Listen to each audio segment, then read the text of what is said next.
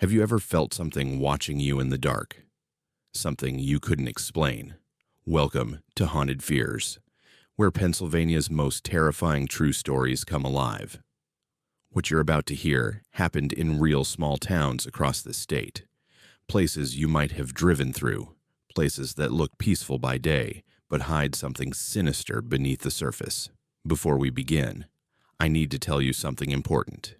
The names and certain details in these stories have been changed to protect the privacy of those involved, but make no mistake, these encounters are real. 11 people, 11 towns, 11 nightmares they'll never forget. From the abandoned coal fires of Centralia to the fog-covered streets of Thorpe, these witnesses experienced something that changed them forever. Drop your location and what time you're watching in the comments below. I want to know where you're brave enough to listen from. Hit that subscribe button and smash the notification bell because you won't want to miss what's coming next. Now, let's begin. My name is Jagger, and I'm an environmental scientist. I've been researching coal fires for the past 15 years, traveling to abandoned mining towns across Pennsylvania, West Virginia, and Kentucky. I've seen plenty of disturbing sights in my career, but nothing prepared me for what happened in Centralia on October 18, 2022. I'm telling this story because I need someone to believe me, because the official reports don't reflect what I actually witnessed down there. The names and certain details have been altered, but what I experienced was real, and it changed everything I thought I knew about that place. I arrived in Centralia on a Tuesday afternoon. The weather was typical for mid-autumn in Pennsylvania, with a choking haze hanging low over the abandoned streets and a persistent smell of sulfur that burned the back of my throat. The temperature was cooler than expected, around 48 degrees, but the ground itself radiated an unnatural warmth that I could feel through the soles of my boots. I'd come to collect air quality readings and document the current spread of the underground fire that's been burning since 1962. Most people know the story. A routine trash burning near an old mine entrance supposedly ignited the coal seam beneath the town, creating an inferno that's been spreading through the labyrinth of abandoned mines for over 60 years. I set up my equipment near what used to be the graffiti highway, a stretch of abandoned Route 61 that had become covered in colorful spray paint over the years. The asphalt was cracked and buckled from the heat below, with steam rising from fissures that ran like veins across the surface. My instruments registered carbon monoxide levels that were dangerously high, exactly what I'd expected. What I hadn't expected was the reading on my electromagnetic field detector. The numbers were spiking erratically, fluctuating between normal background levels and readings that suggested some kind of powerful electrical interference. I checked the device twice, thinking it was malfunctioning. It wasn't. As the sun began to set around 6:30, the haze thickened into a dense fog that rolled across the abandoned lots where houses once stood. I could see the remnants of foundations, crumbling stone walls, and the occasional set of concrete steps leading nowhere. The few remaining structures were skeletal and hollow, their windows dark and empty. I'd read that fewer than 10 people still lived in Centralia, holdouts who refused to leave despite the government's condemnation of the entire borough. I hadn't seen a single living soul since I arrived. I was taking temperature readings near a sinkhole on the north end of town when I heard it for the first time. A sound like radio static, but underneath it, something else. Voices. Faint and distorted, like they were being broadcast from very far away or through layers of interference. I stopped moving, holding my breath to listen more carefully. The voices seemed to be coming from the sinkhole itself, rising up through the earth along with the toxic gases. I pulled out my audio recorder and held it near the opening. The voices grew clearer for a moment, overlapping fragments of conversation that I couldn't quite make out, before fading back into static. My hands were shaking as I checked the recording. The voices were there on the playback, unmistakable and impossible. I'm a scientist. I deal in measurable phenomena, in data and evidence. But there was no rational explanation for what I'd just captured. I thought about the history of Centralia, about the miners who'd worked in the tunnels below before the mines were abandoned, about the families who'd lived here before the fire drove them away. I wondered what tragedies had occurred here that weren't well documented, what stories had been lost when the town was evacuated. I should have left then. Every instinct I had was telling me to pack up my equipment and drive back to Philadelphia before dark. But curiosity is a powerful thing, and I'd spent my entire career chasing answers to questions that other people found too uncomfortable to ask. I decided to stay until full dark, to see if the phenomena would continue or intensify. By 7:30, the temperature had dropped to 39 degrees, but the ground remained warm beneath my feet. I moved through the abandoned streets, documenting the spread of steam vents and checking for new sinkholes. The fog was so thick now that I could barely see 20 feet in front of me. My flashlight beam seemed to get absorbed by the haze, creating a diffuse glow that didn't penetrate very far. The voices had stopped, replaced by an eerie silence broken only by the occasional hiss of escaping gases. I was near an area marked by warning signs and orange safety fencing, though much of it had fallen into disrepair. This was where a major sinkhole incident had occurred decades ago, an event that had finally convinced most residents to accept the federal buyout and leave. As I approached, my electromagnetic field detector started screaming, the needle pinned at maximum. I turned in a slow circle, trying to locate the source of the interference. That's when I saw them. Figures. Dark shapes moving through the fog, emerging from the direction of the old mine openings to the east. There were dozens of them, maybe more, walking in a slow procession across the abandoned lots. They moved with an unnatural gait, their bodies bent forward as if they were still carrying the weight of mining equipment on their shoulders. I couldn't see their faces through the haze, but I could hear them now. Not voices exactly, but a sound like labored breathing, the rasp of damaged lungs struggling for air in the toxic atmosphere. I stood frozen, my scientific mind trying desperately to rationalize what I was seeing. Hallucinations from carbon monoxide exposure, mass hysteria, some kind of optical illusion created by the fog and the shifting light. But my instruments were still functioning, still recording data, and my air quality monitor showed that while the CO levels were high, they weren't high enough to cause the kind of severe neurological effects that would produce hallucinations this vivid. The figures were getting closer, spreading out across the terrain like they were searching for something. I could see more details now, details I didn't want to see. Their clothes were wrong, decades out of date. Heavy work pants and flannel shirts, the kind miners would have worn in the early 20th century. Some of them carried lunch pails. One had what looked like a pickaxe slung over his shoulder. Their skin had a grayish pallor, and when they passed through the beams of my flashlight, I could see that their eyes were hollow, empty sockets that leaked smoke like the vents in the ground. I ran. There's no shame in admitting that. I gathered my equipment with trembling hands and ran back toward my truck, which I'd parked near the intersection where the old town center used to be. The fog seemed to follow me, thick tendrils of it reaching out like grasping fingers. Behind me, I could hear the figures moving, their footsteps unnaturally synchronized, the sound of their breathing growing louder and more labored. My truck was still where I'd left it, thank God. I threw my equipment in the back and climbed into the driver's seat, my hand so unsteady that I dropped my keys twice before I managed to get them in the ignition. The engine turned over on the first try, and I put the vehicle in gear, ready to accelerate away from that cursed place. But when I looked in my rearview mirror, I saw something that made my blood freeze. There was a face pressed against the back window. Gray skin stretched tight over prominent bones, empty eye sockets weeping smoke, mouth open in a silent scream. I could see through it, could see the equipment in the truck bed behind it, but it was there, undeniably present. And it was looking at me. I floored the accelerator. The truck lurched forward, tires spinning on the loose gravel before finding purchase. I didn't look back again until I'd put 5 miles between myself and Centralia. Didn't slow down until I hit the main highway.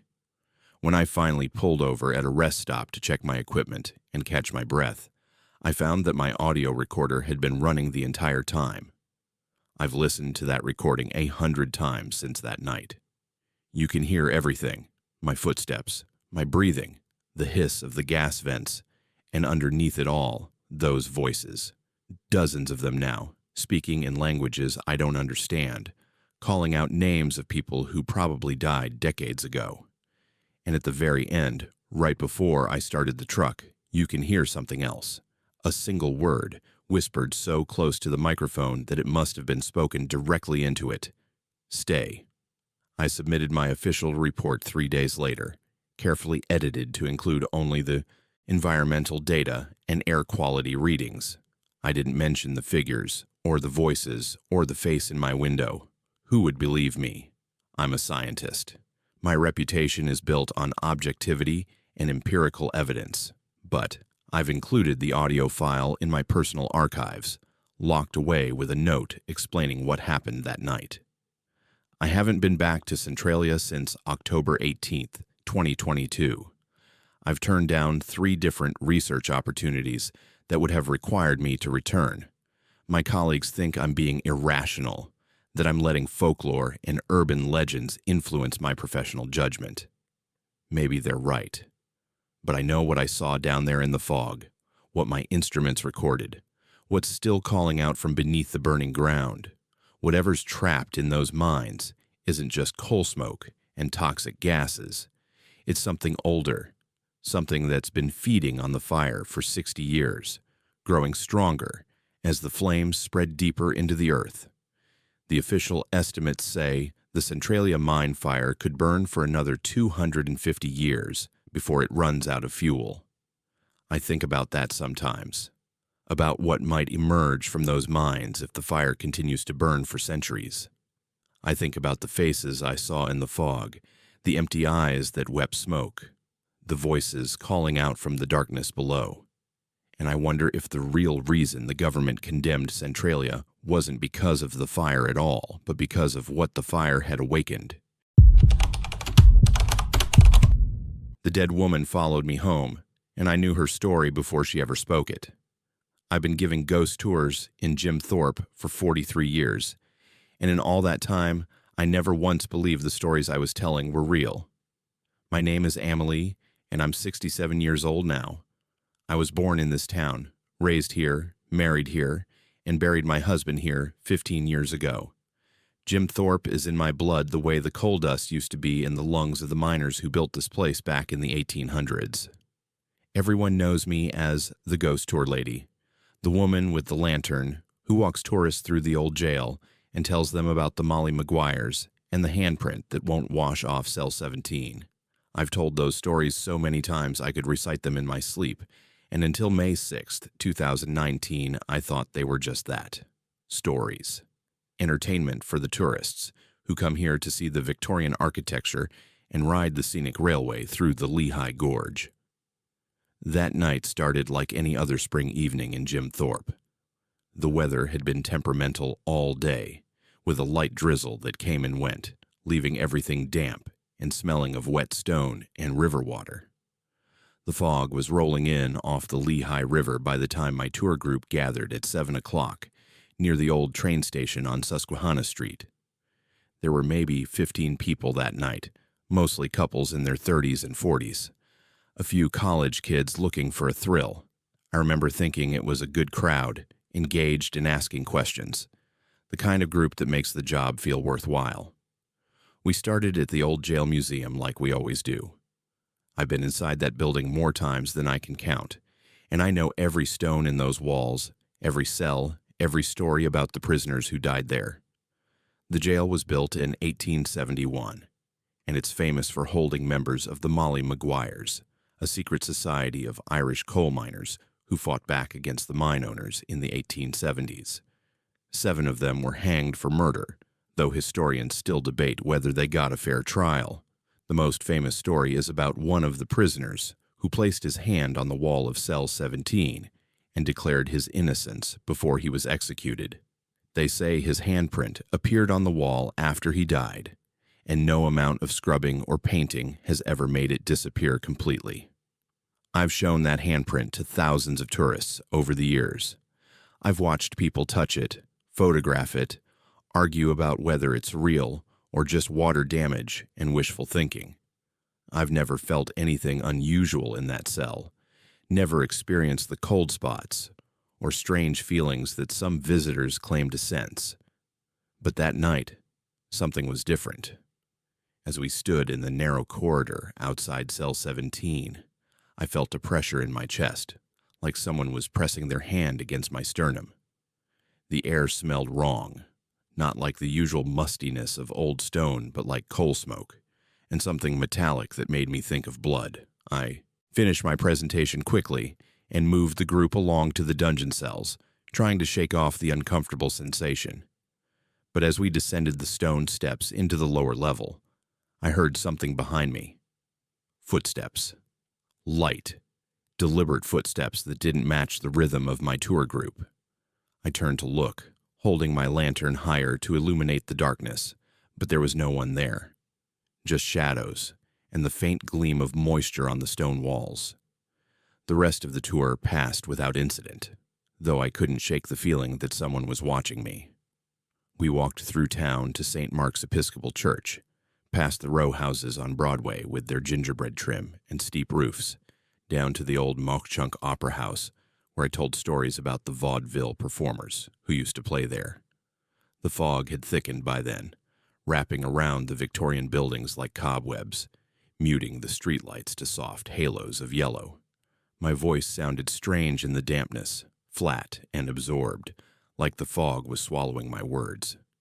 When the tour ended around 9:30, I said goodnight to my group and started walking home. I live on the east side of town, up one of the steep streets that climb toward the mountainside. It's only a 15-minute walk, but that night it felt longer. The fog was so dense I could barely see 10 feet ahead, and the streetlights created more confusion than illumination, throwing strange shadows that seemed to move independently of any source. I was halfway up the hill when I realized I wasn't alone. There was a woman walking beside me, keeping pace perfectly with my steps. She appeared so suddenly that I gasped and stumbled, nearly dropping my lantern. She wore a long, dark dress, the kind women wore in the late 1800s, with a high collar and long sleeves. Her hair was pulled back severely from her face, and her skin had a grayish pallor that might have been a trick of the fog and streetlight. But her eyes were clear, dark, and intense, fixed on my face with an expression I couldn't read. I should have been terrified. Any rational person would have been. But what I felt instead was a deep, bone-aching sadness that wasn't my own. It washed over me like a wave, so powerful that I had to stop walking and catch my breath. The woman stopped too, still watching me, and I realized I could see through her. Not completely, but enough to make out the shapes of the buildings behind her, the faint outline of a parked car. She didn't speak, but somehow I understood her story. It came into my mind as clearly as if she'd whispered it directly into my ear. She died on a cold morning in February 1874, crushed beneath the wheels of a railroad car near the switching yard. She'd been 23 years old. She'd been pregnant. No one had been held accountable for her death because she was just a worker's wife. And workers' wives didn't matter much in those days. I don't remember making the conscious decision to let her follow me home. It seemed as natural as breathing, as inevitable as the fog rolling down from the mountains. We walked together up the hill, this ghost and I, and when I reached my little house on Lehigh Avenue, she simply passed through the front door while I fumbled with my keys. By the time I got inside, she was standing in my living room, looking around with that same intense, unreadable expression. For 3 days, she stayed with me. She didn't do anything dramatic or frightening. She didn't throw things or make the lights flicker or any of the things ghosts are supposed to do in stories.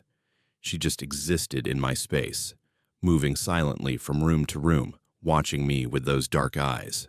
Sometimes I would wake in the middle of the night and find her standing at the foot of my bed. Other times, I would look up from my breakfast and see her reflection in the kitchen window, standing behind me. I tried talking to her, asking what she wanted, why she was here, but she never responded. The sadness that radiated from her presence never lessened, never changed. It was a grief so profound that it made my own losses feel small by comparison.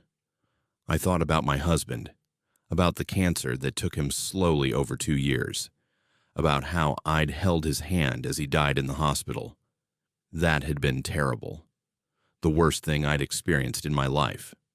But at least I'd been able to bury him properly, to mourn him openly, to speak his name and remember him. She had none of that. She'd been erased, forgotten, reduced to a brief mention in some old newspaper, if she was lucky.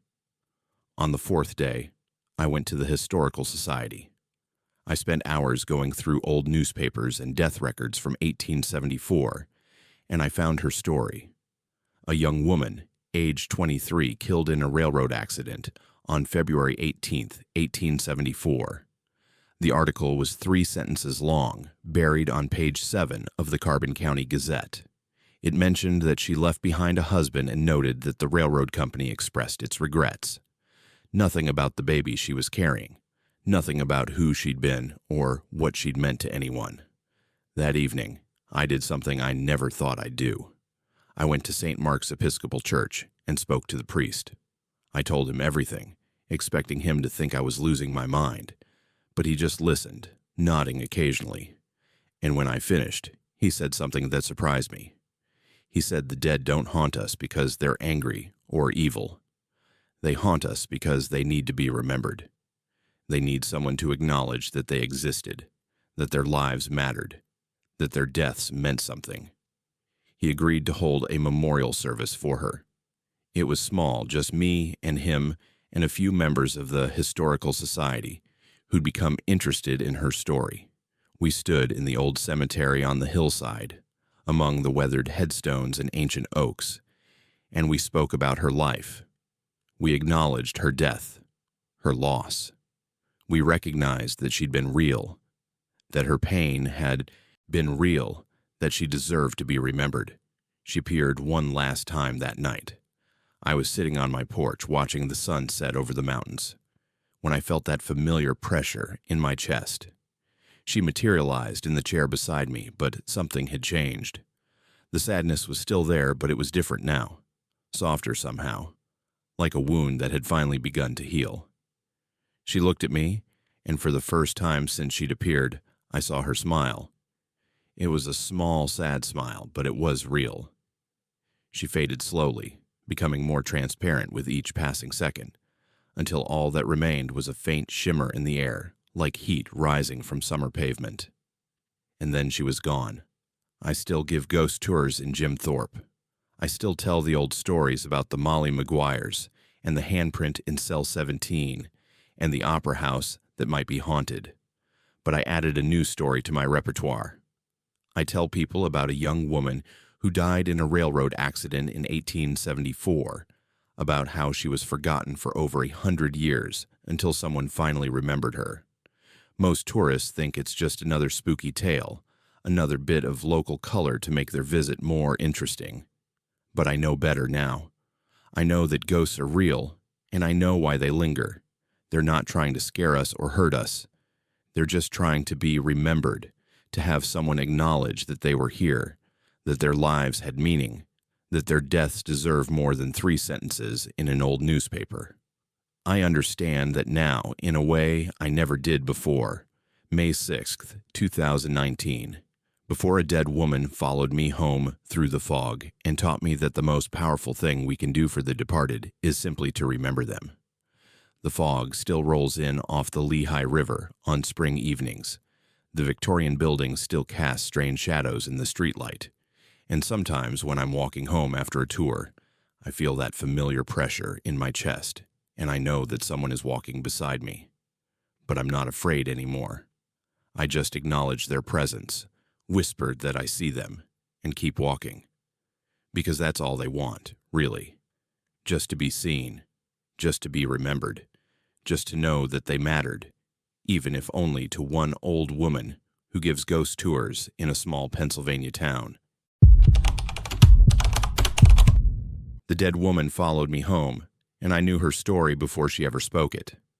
I've been giving ghost tours in Jim Thorpe for 43 years, and in all that time, I never once believed the stories I was telling were real. My name is Amelie, and I'm 67 years old now. I was born in this town, raised here, married here, and buried my husband here 15 years ago. Jim Thorpe is in my blood the way the coal dust used to be in the lungs of the miners who built this place back in the 1800s. Everyone knows me as the ghost tour lady, the woman with the lantern who walks tourists through the old jail and tells them about the Molly Maguires and the handprint that won't wash off cell 17. I've told those stories so many times I could recite them in my sleep, and until May 6th, 2019, I thought they were just that, stories. Entertainment for the tourists who come here to see the Victorian architecture and ride the scenic railway through the Lehigh Gorge.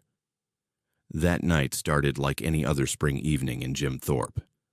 The weather had been temperamental all day, with a light drizzle that came and went, leaving everything damp and smelling of wet stone and river water. The fog was rolling in off the Lehigh River by the time my tour group gathered at 7 o'clock near the old train station on Susquehanna Street. There were maybe 15 people that night, mostly couples in their 30s and 40s. A few college kids looking for a thrill. I remember thinking it was a good crowd, engaged and asking questions, the kind of group that makes the job feel worthwhile. We started at the old jail museum like we always do. I've been inside that building more times than I can count, and I know every stone in those walls, every cell, every story about the prisoners who died there. The jail was built in 1871, and it's famous for holding members of the Molly Maguires, a secret society of Irish coal miners who fought back against the mine owners in the 1870s. 7 of them were hanged for murder, though historians still debate whether they got a fair trial. The most famous story is about one of the prisoners who placed his hand on the wall of cell 17 and declared his innocence before he was executed. They say his handprint appeared on the wall after he died, and no amount of scrubbing or painting has ever made it disappear completely. I've shown that handprint to thousands of tourists over the years. I've watched people touch it, photograph it, argue about whether it's real or just water damage and wishful thinking. I've never felt anything unusual in that cell, never experienced the cold spots or strange feelings that some visitors claim to sense. But that night, something was different. As we stood in the narrow corridor outside cell 17, I felt a pressure in my chest, like someone was pressing their hand against my sternum. The air smelled wrong, not like the usual mustiness of old stone, but like coal smoke, and something metallic that made me think of blood. I finished my presentation quickly and moved the group along to the dungeon cells, trying to shake off the uncomfortable sensation. But as we descended the stone steps into the lower level, I heard something behind me. Footsteps. Light, deliberate footsteps that didn't match the rhythm of my tour group. I turned to look, holding my lantern higher to illuminate the darkness, but there was no one there. Just shadows and the faint gleam of moisture on the stone walls. The rest of the tour passed without incident, though I couldn't shake the feeling that someone was watching me.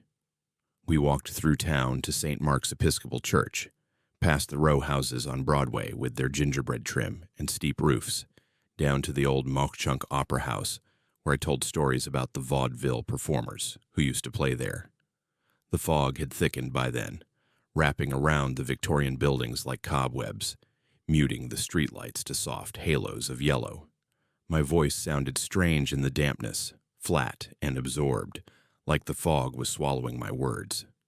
When the tour ended around 9:30, I said goodnight to my group and started walking home. I live on the east side of town, up one of the steep streets that climb toward the mountainside. It's only a 15-minute walk, but that night it felt longer. The fog was so dense I could barely see 10 feet ahead, and the streetlights created more confusion than illumination, throwing strange shadows that seemed to move independently of any source. I was halfway up the hill when I realized I wasn't alone. There was a woman walking beside me, keeping pace perfectly with my steps. She appeared so suddenly that I gasped and stumbled, nearly dropping my lantern. She wore a long, dark dress, the kind women wore in the late 1800s, with a high collar and long sleeves. Her hair was pulled back severely from her face, and her skin had a grayish pallor that might have been a trick of the fog and streetlight. But her eyes were clear, dark, and intense, fixed on my face with an expression I couldn't read. I should have been terrified. Any rational person would have been. But what I felt instead was a deep, bone-aching sadness that wasn't my own. It washed over me like a wave, so powerful that I had to stop walking and catch my breath. The woman stopped too, still watching me, and I realized I could see through her. Not completely, but enough to make out the shapes of the buildings behind her, the faint outline of a parked car. She didn't speak, but somehow I understood her story. It came into my mind as clearly as if she'd whispered it directly into my ear. She died on a cold morning in February 1874, crushed beneath the wheels of a railroad car near the switching yard. She'd been 23 years old. She'd been pregnant. No one had been held accountable for her death because she was just a worker's wife. And workers' wives didn't matter much in those days. I don't remember making the conscious decision to let her follow me home. It seemed as natural as breathing, as inevitable as the fog rolling down from the mountains. We walked together up the hill, this ghost and I, and when I reached my little house on Lehigh Avenue, she simply passed through the front door while I fumbled with my keys. By the time I got inside, she was standing in my living room, looking around with that same intense, unreadable expression. For 3 days, she stayed with me. She didn't do anything dramatic or frightening. She didn't throw things or make the lights flicker or any of the things ghosts are supposed to do in stories. She just existed in my space, moving silently from room to room, watching me with those dark eyes. Sometimes I would wake in the middle of the night and find her standing at the foot of my bed. Other times, I would look up from my breakfast and see her reflection in the kitchen window, standing behind me. I tried talking to her, asking what she wanted, why she was here, but she never responded. The sadness that radiated from her presence never lessened, never changed. It was a grief so profound that it made my own losses feel small by comparison. I thought about my husband, about the cancer that took him slowly over 2 years, about how I'd held his hand as he died in the hospital. That had been terrible. The worst thing I'd experienced in my life. But at least I'd been able to bury him properly, to mourn him openly, to speak his name and remember him. She had none of that. She'd been erased, forgotten, reduced to a brief mention in some old newspaper, if she was lucky. On the 4th day, I went to the Historical Society. I spent hours going through old newspapers and death records from 1874, and I found her story. A young woman, age 23, killed in a railroad accident on February 18, 1874. The article was 3 sentences long, buried on page 7 of the Carbon County Gazette. It mentioned that she left behind a husband and noted that the railroad company expressed its regrets. Nothing about the baby she was carrying. Nothing about who she'd been or what she'd meant to anyone. That evening, I did something I never thought I'd do. I went to St. Mark's Episcopal Church and spoke to the priest. I told him everything, expecting him to think I was losing my mind, but he just listened, nodding occasionally. And when I finished, he said something that surprised me. He said the dead don't haunt us because they're angry or evil. They haunt us because they need to be remembered. They need someone to acknowledge that they existed, that their lives mattered, that their deaths meant something. He agreed to hold a memorial service for her. It was small, just me and him and a few members of the Historical Society who'd become interested in her story. We stood in the old cemetery on the hillside, among the weathered headstones and ancient oaks, and we spoke about her life. We acknowledged her death, her loss. We recognized that she'd been real, that her pain had been real, that she deserved to be remembered. She appeared one last time that night. I was sitting on my porch watching the sun set over the mountains when I felt that familiar pressure in my chest. She materialized in the chair beside me, but something had changed. The sadness was still there, but it was different now, softer somehow, like a wound that had finally begun to heal. She looked at me, and for the first time since she'd appeared, I saw her smile. It was a small, sad smile, but it was real. She faded slowly, becoming more transparent with each passing second, until all that remained was a faint shimmer in the air, like heat rising from summer pavement. And then she was gone. I still give ghost tours in Jim Thorpe. I still tell the old stories about the Molly Maguires and the handprint in cell 17 and the opera house that might be haunted. But I added a new story to my repertoire. I tell people about a young woman who died in a railroad accident in 1874, about how she was forgotten for over 100 years until someone finally remembered her.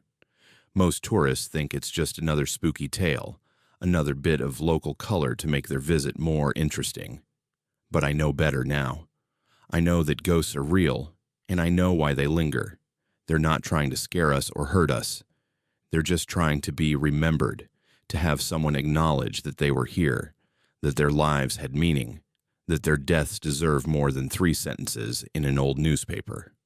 I understand that now, in a way I never did before. May 6th, 2019.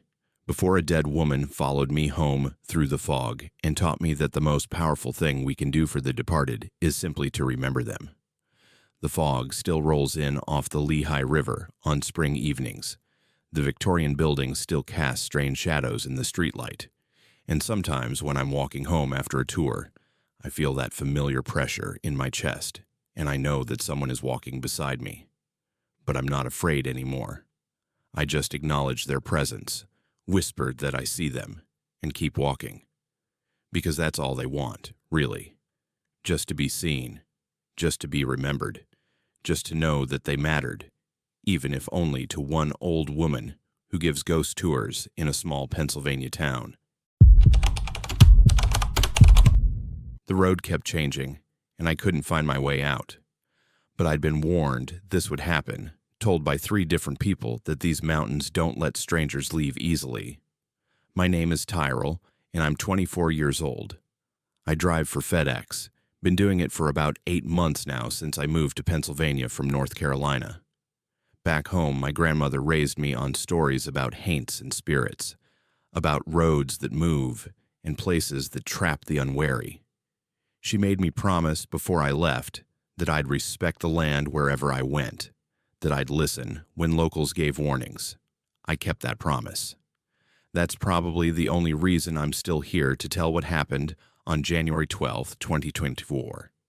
I'd taken the Bedford route because another driver got sick. My supervisor called me at 6 in the morning asking if I could handle it.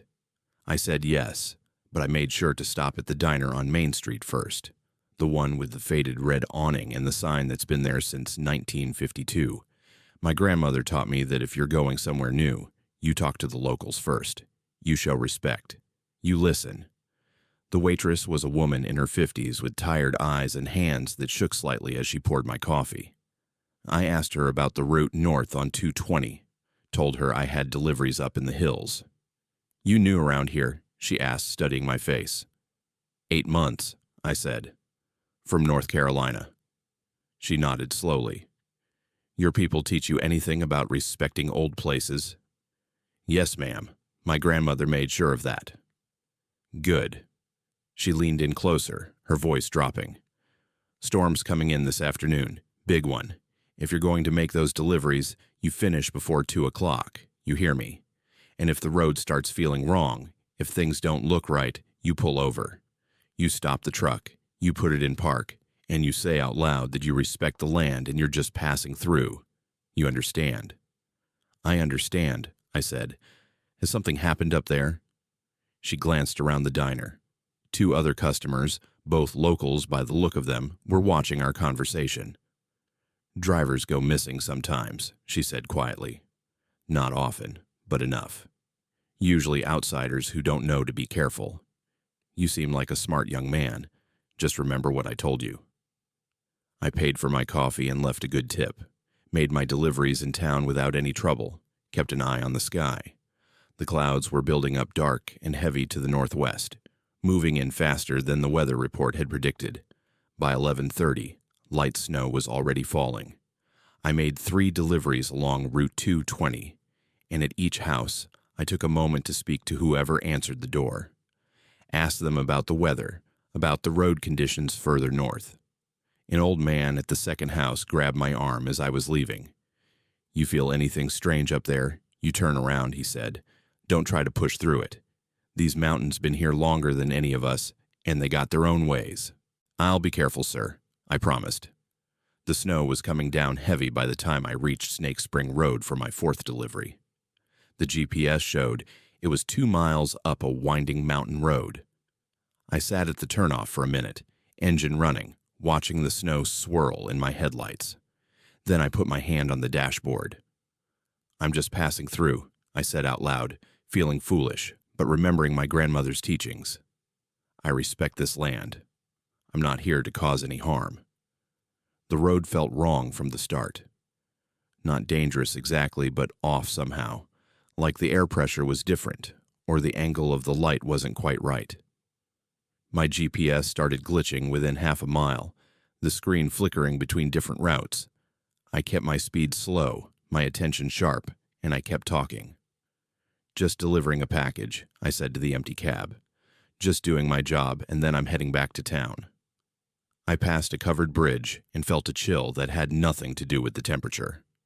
There was something standing in the opening, a dark shape that might have been a person or might have been shadow.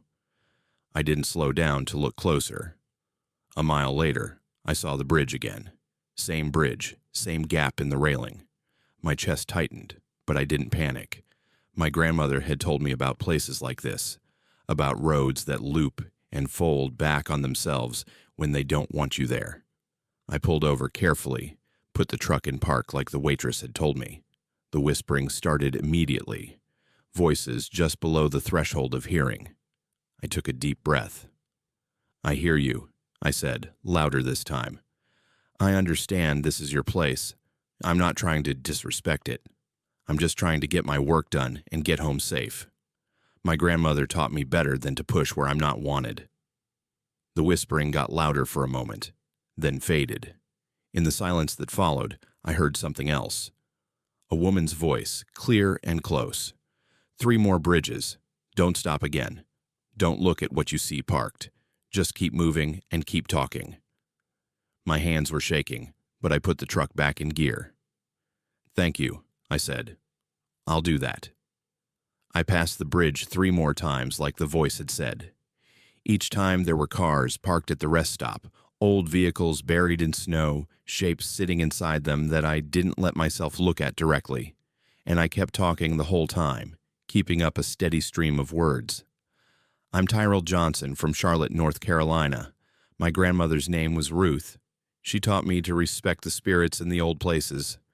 I'm sorry if I disturbed anything by coming here. I'm just trying to make an honest living. I don't mean any harm." The 3rd time I passed the bridge, the road straightened out. The GPS flickered and came back on showing my real location. The whispering faded to nothing. I could see Route 220 ahead, familiar and real. But I didn't floor it. I didn't race away like nothing had happened. I drove carefully, at a reasonable speed, and when I reached the main road, I pulled over 1 more time. "Thank you for letting me pass," I said. "I won't forget this." I finished my last 2 deliveries, then drove back to that diner. The same waitress was still there, wiping down tables at the end of her shift. She saw me come in and gave me a small, knowing smile. "You made it back," she said. "Yes, ma'am. Because you warned me. Because you told me what to do." "You listened," she corrected. "That's the difference. You want some coffee?" I sat at the counter, and she poured me a cup. The other driver who'd called in sick was sitting 3 stools down. He looked at me with something like relief in his eyes. "You ran the Bedford route?" he asked. "Yes, sir." And you're okay? I am, because people warned me, because I listened. He nodded slowly. I grew up here. I know these mountains. But last week something happened up on Snake Spring Road that shook me. I couldn't go back today. Told them I was sick because I didn't know how to explain it. What happened? I asked. He stared into his coffee for a long moment. I passed the same bridge 4 times. Got so turned around I thought I was losing my mind. Finally called my supervisor, told him I was having truck trouble and needed to be towed. Sat there for 3 hours, waiting for the tow truck, but the whole time I felt like something was watching me. When they finally found me, the driver said I was only half a mile from the main road, but I swear I'd been driving for an hour. Did you... I hesitated. Did you talk to it? To whatever was out there? He looked at me sharply. What do you mean? An old woman I knew taught me that spirits in old places just want respect. That if you acknowledge them, if you're honest about not meaning harm, sometimes they'll let you pass. The waitress had stopped wiping tables and was listening now. The other driver shook his head slowly. I didn't say anything. I was too scared. Just kept trying to find my way out. That might be why it took so long, I said quietly. We sat in silence for a while, drinking coffee while the snow fell outside. Finally, the other driver spoke again. You going back up there? I thought about it. Thought about my grandmother. About the promises I'd made. About the voice that had warned me about the 3 bridges. If they need someone to run that route, I'll do it, I said. But I'll do it right. I'll do it with respect. The waitress smiled at that. Your grandmother raised you well. She did, ma'am. I still run the Bedford route when they need me, usually once or twice a week now, since the other driver transferred to a different territory. And every time I turn onto Snake Spring Road, I put my hand on the dashboard and I speak out loud. I tell them my name. I tell them I respect their space. I ask permission to pass through.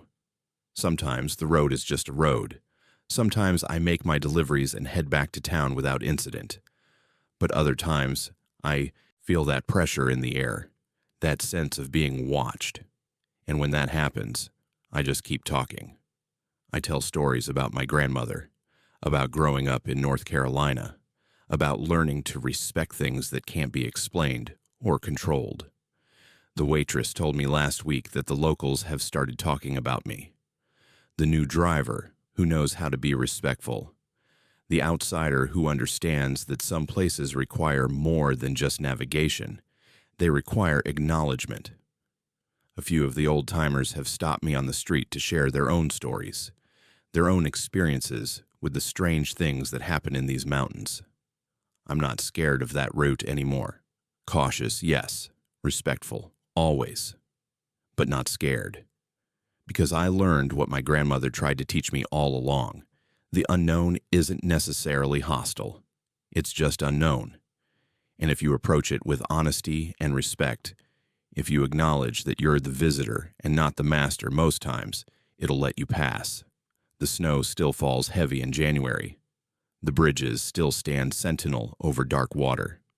And the roads still wind through hills that have been here longer than any of us can remember. But I drive them anyway, speaking my truth into the silence, keeping my promises to the old places and the old ways. That's all you can do, really. Show respect. Listen to warnings. And remember that you're just passing through a world that was here long before you and will be here long after. The mountains taught me that on January 12th, 2024, and I won't forget it. I never noticed the patterns until someone pointed them out. After that, I couldn't stop seeing them everywhere, especially at night, when the sounds behind closed doors carried further than they should. My name is Heath, and I moved to Lititz, Pennsylvania in the sweltering summer of 2021. I'd taken the job as the new school principal, hoping for a quieter life, something several states removed from big city headaches. Lititz charmed me at first glance. Moravian church spires, brick sidewalks, local festivals with hand-dipped pretzels, and kids calling out safely in the park while parents watched from tidy porches.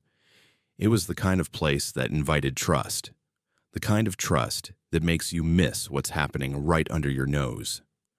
My first real encounter with the town's peculiar pulse started innocuously, over coffee in the teacher's lounge my second week there. 3 teachers were whispering about odd parent meetings at the Moravian church. At first, I thought nothing of it. Small towns ran on gossip. Then I saw the notes, slips of paper tucked into my faculty mailbox with strange symbols, recommendations for after-hour staff gatherings I'd find enlightening, and once a single yellow flower left on my windshield after an evening staff meeting. Nobody ever claimed responsibility. When the heat broke in August, the humidity settled into the ground, and the cicadas came out in wild, vibrating choruses each night. I walked home from the school, cutting down North Broad past the Moravian Square, and it was then I noticed them. Clusters of adults, always in pairs or threes, standing on corners or leaning against the iron fence around the church. They never seemed to be talking, and yet, if I changed my route to circle back, the clusters would vanish like breath in cold air. I told myself there was nothing odd about it. Newcomers always feel watched. But then came the invitations. 3 in 1 week. Each a formal envelope slipped under my office door, sealed with red wax and only a single word inside. Midnight. The first time, I tossed it. The second, I nearly laughed. The third, paranoia crept in, especially after the school secretary casually asked if I'd met the doorkeepers yet. I shook my head. The look she gave me was not unkind, but concerned in the way outsiders recognize among small-town insiders. That Friday, thunder rolled overhead as dusk settled, and rain started pounding the windows like an old, urgent message. At 11:10, I was grading papers at my desk when someone tapped on the glass. I looked up to see a figure, a woman in a blue jacket, who smiled, waved, and was gone before I could reach the front entrance. On my doormat, an envelope again. Midnight, Moravian Gates. It's time. I stared at it for a very long time. I should have gone home and locked the door. Instead, I found myself standing at the old Moravian church gates at 11:58, umbrella in hand. Breath vanished in the sticky air. The churchyard was empty except for 2 lit lanterns and the thrum of cicadas. The gates groaned open at the touch, and as I stepped inside the churchyard, a new sound began. Faint, rhythmic, half-sung, half-whispered, not in a language I understood. A circle of figures in hooded raincoats stood among the gravestones. They stopped singing as I approached, and for a moment, everything, the rain, the insects, even my heartbeat, just paused. A man stepped forward, put a hand on my shoulder, and whispered, "Welcome." His hand was oddly warm. "It's time to learn." They led me to a stone bench beneath a gigantic oak. The woman who had tapped my window was there, her hood pulled low. She offered me bread and salt, instructing softly, "For peace and passage." I took the bread, nodded, pretended I understood, and sat shaking inside, but determined not to look afraid. A girl no older than 16 began a tale about doors that should never be opened, a story of an ancient contract, of old settlers keeping dark promises so the town could thrive, and of nights when the doorkeepers renewed those promises with midnight gatherings. The others nodded as if this was as ordinary as PTA meetings and soccer games. When the rain stopped, everyone turned to me. The man beside the oak said, "Do you accept the keeping?" I hesitated, the word thick on my tongue. I didn't know what that meant. I accept learning. It must have been the right answer because everyone stood and formed 2 tight lines leading to the church door. Inside, the sanctuary glowed with candlelight. Dozens of townspeople, many I recognized from the bakery, grocery, school. None spoke. The smell of something sweet and sulphurous mixed in the air. A book covered in wax sat on the altar. The oldest woman present, her face a map of time itself, held it out to me. "Write your name." The pen felt heavier than it should. My name wobbled as I wrote it, so nervous I thought the ink would bleed through the page. The woman nodded and said, "Now, you keep as we keep. You watch as we watch." And just like that, everybody left, leaving me alone with the burning candle and the taste of something metallic on my lips. I dreamed that night. In the dream, the school was empty and echoing except for the sound of doors slamming one after another while children's voices called my name over and over. The next morning, nobody in town would meet my eyes. At school, the teachers smiled tightly. The secretary left a flower on my desk, this time not yellow but red. Over the next month, I noticed changes. Parents started showing up for conferences at odd hours, asking if I'd had any new dreams. Children hummed ancient, tuneless songs in the hallways. The church bells would ring, not just for services, but for no reason at all, sometimes at 3 in the morning. One Wednesday, a student handed me a folded note. "The next door opens Thursday." That night, unable to sleep, I walked to the churchyard at midnight. The same circle of figures was there. I watched as the oldest woman drew a line in salt across the church steps and muttered words that made the air shudder. Then she pointed to the school down the hill. "It is your place to keep now. Don't let the doors open." I felt something shift, like the ground itself was breathing beneath me. The following week, the children changed. Some grew pale, withdrawn. Some became oddly exuberant, as if the whole world was a joke only they understood. At home, doors I'd locked would sometimes stand open in the morning. Once, a visitor, a man whose face I couldn't remember in detail, only that he wore a silver pin shaped like a key, appeared at my door, asked if the watch had changed hands. When I said yes, he smiled but didn't come in, just placed a small piece of iron on my windowsill. One stormy night in October, the children started singing during recess, low and rhythmic, the same tune I'd heard in the churchyard. The playground shadows stretched too long, stretching toward the school as if nudged by something unseen. The oldest girl in the class looked me dead in the eye and murmured, "Don't let the other doors open, Mr. Heath." That night, someone knocked at my door 3 times, each louder than the last. I didn't answer, just listened as footsteps circled the house. In the morning, the flower on my desk had turned black. I grew tired, sleep-deprived, jumpy. The school hallways creaked with unfamiliar sounds, and every lock I checked twice, 3 times, never felt secure. Still, the secret meetings continued in the churchyard. At each one, I was asked the same question: "Do you see the other doors yet?" I always shook my head. When the first frost came, things intensified.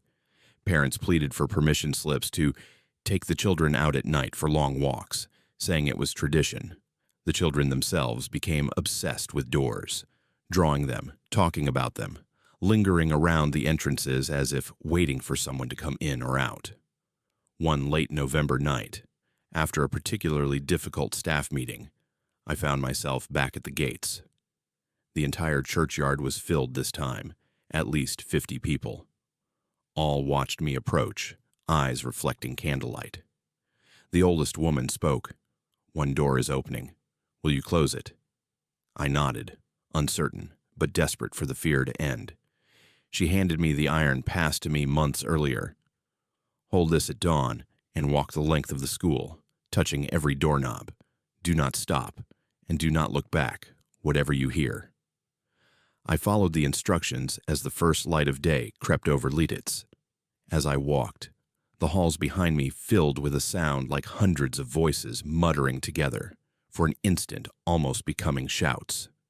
I kept moving, hand steady on each doorknob, heart pounding as shadow shapes flickered around corners. When I finished, everything stopped.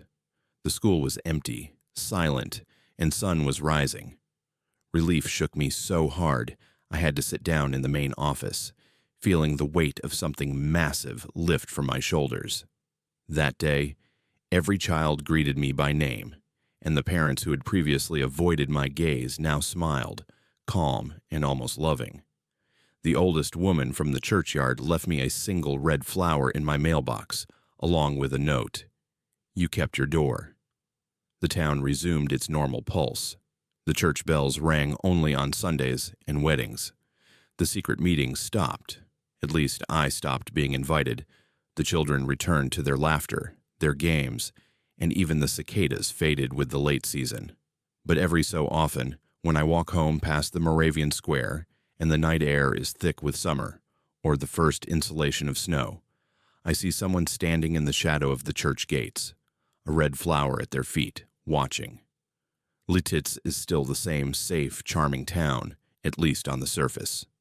But now I know what it takes to keep it that way. And I'm always listening for the next song, the whisper in the walls, the flower on my desk. I'll never look at locked doors the same again. Something lives beneath Ohiopyle Falls, and last summer I watched it take 3 people before I understood what I was seeing.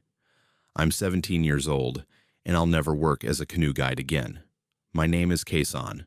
Back in July 2015, I was just a kid looking to make summer money before senior year, guiding tourists down the Youghiogheny River through the rapids and showing them the beauty of the Laurel Highlands. The job sounded perfect. Outdoors all day, decent tips, and the kind of work that felt more like adventure than labor. I grew up in a suburb 2 hours south, so this was my first real experience with wilderness, with places where humans are just visitors, and nature doesn't care about your plans. The training was simple. My supervisor, a grizzled guy in his 50s who'd been running the outfitter for 20 years, taught me the river routes, safety protocols, and how to handle panicked tourists when the rapids got rough. He also told me something I didn't fully understand at the time. "Don't go near the falls at sunset," he said one evening while we were loading canoes onto the trailer, "especially not the deep pool at the base. And if you see something moving down there that doesn't look right, you paddle away fast and you don't look back." I laughed it off, thought he was just messing with the new kid, trying to spook me with local ghost stories. But he grabbed my shoulder hard enough to hurt. "I'm serious, kid. We lose people sometimes. Not many, but enough. Always near the falls, always at dusk. You remember what I'm saying?" I nodded, but I didn't really believe him. The summer started beautifully. Hot days with blue skies, the river running clear and cold from mountain springs, tourists happy and tipping well.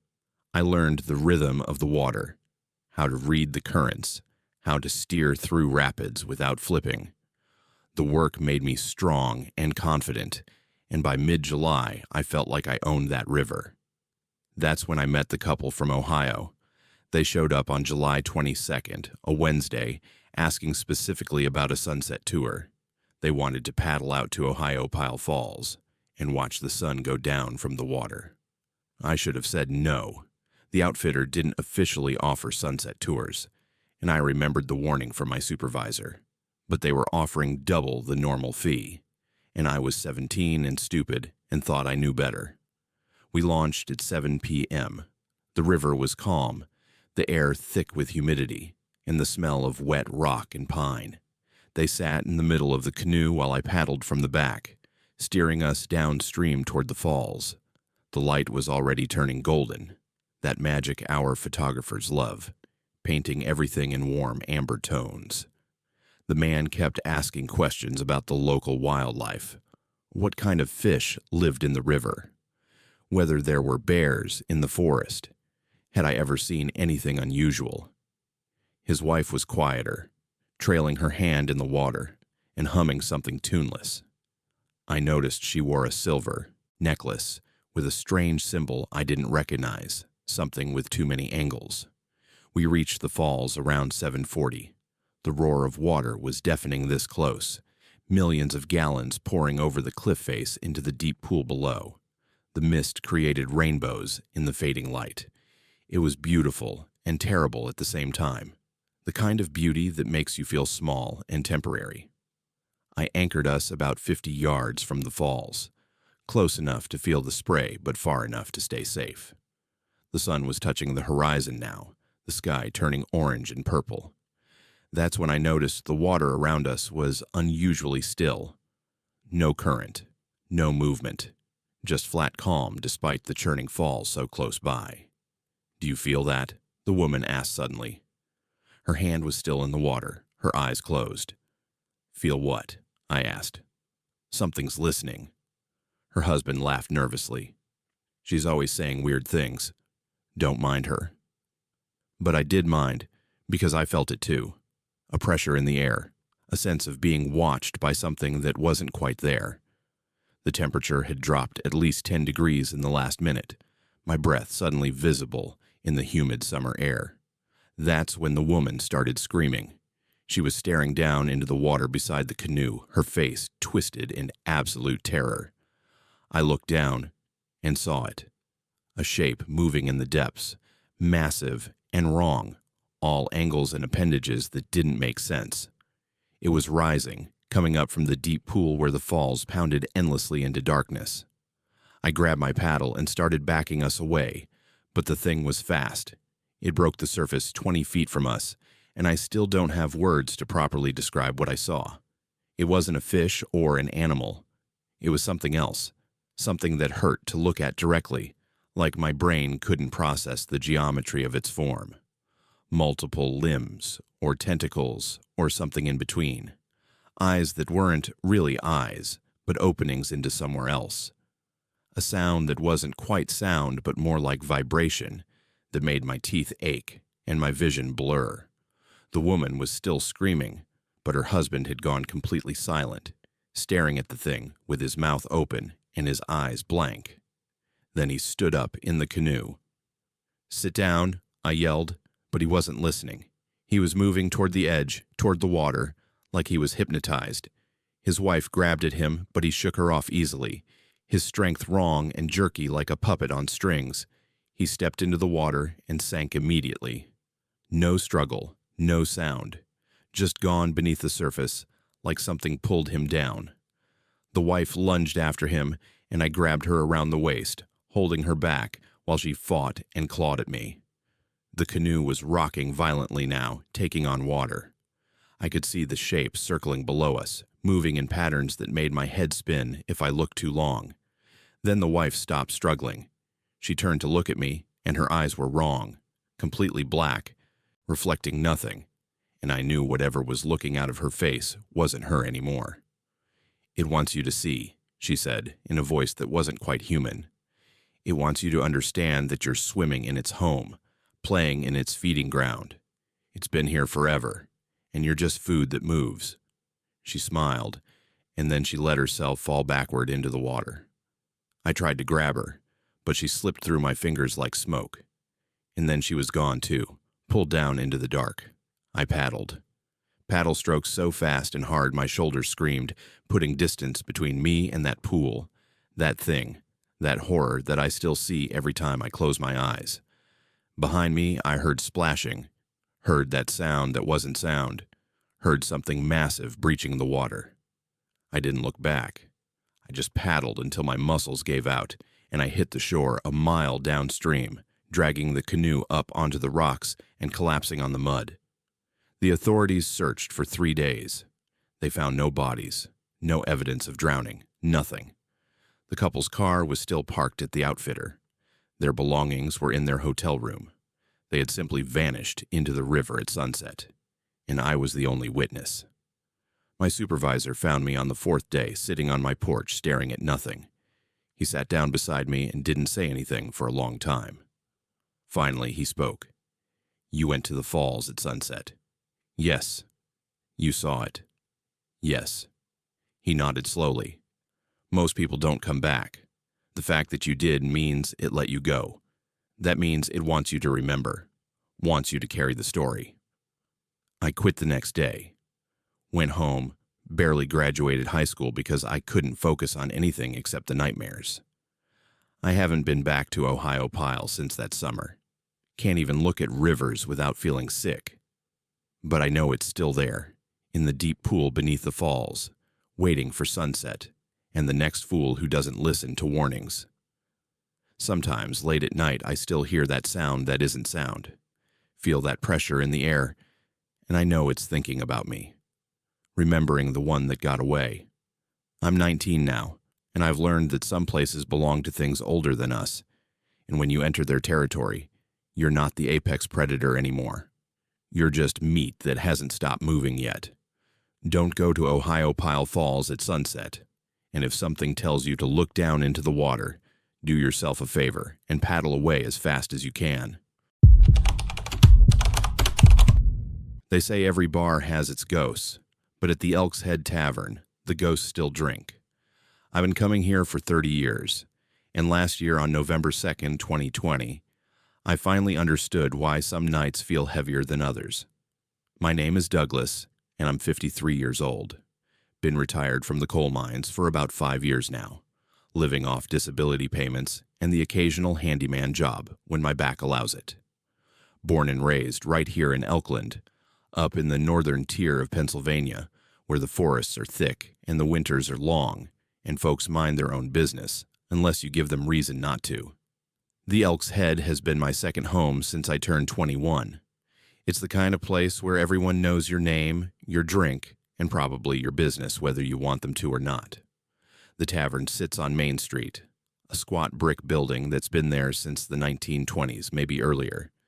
Dark wood paneling inside, a long mahogany bar that's been polished by a million elbows, booths with cracked leather seats, and a jukebox in the corner that still plays vinyl records if you kick it right. The owner, a woman in her 60s who inherited the place from her father, keeps it clean but doesn't modernize anything. Says the regulars like it the way it is, and she's right about that. I usually come in around 7 on weeknights after dinner, grab my usual stool at the end of the bar near the window, order a draft beer, maybe 2 if it's been a hard day, and just sit there watching the world go by. Sometimes I talk to the other regulars, sometimes I don't.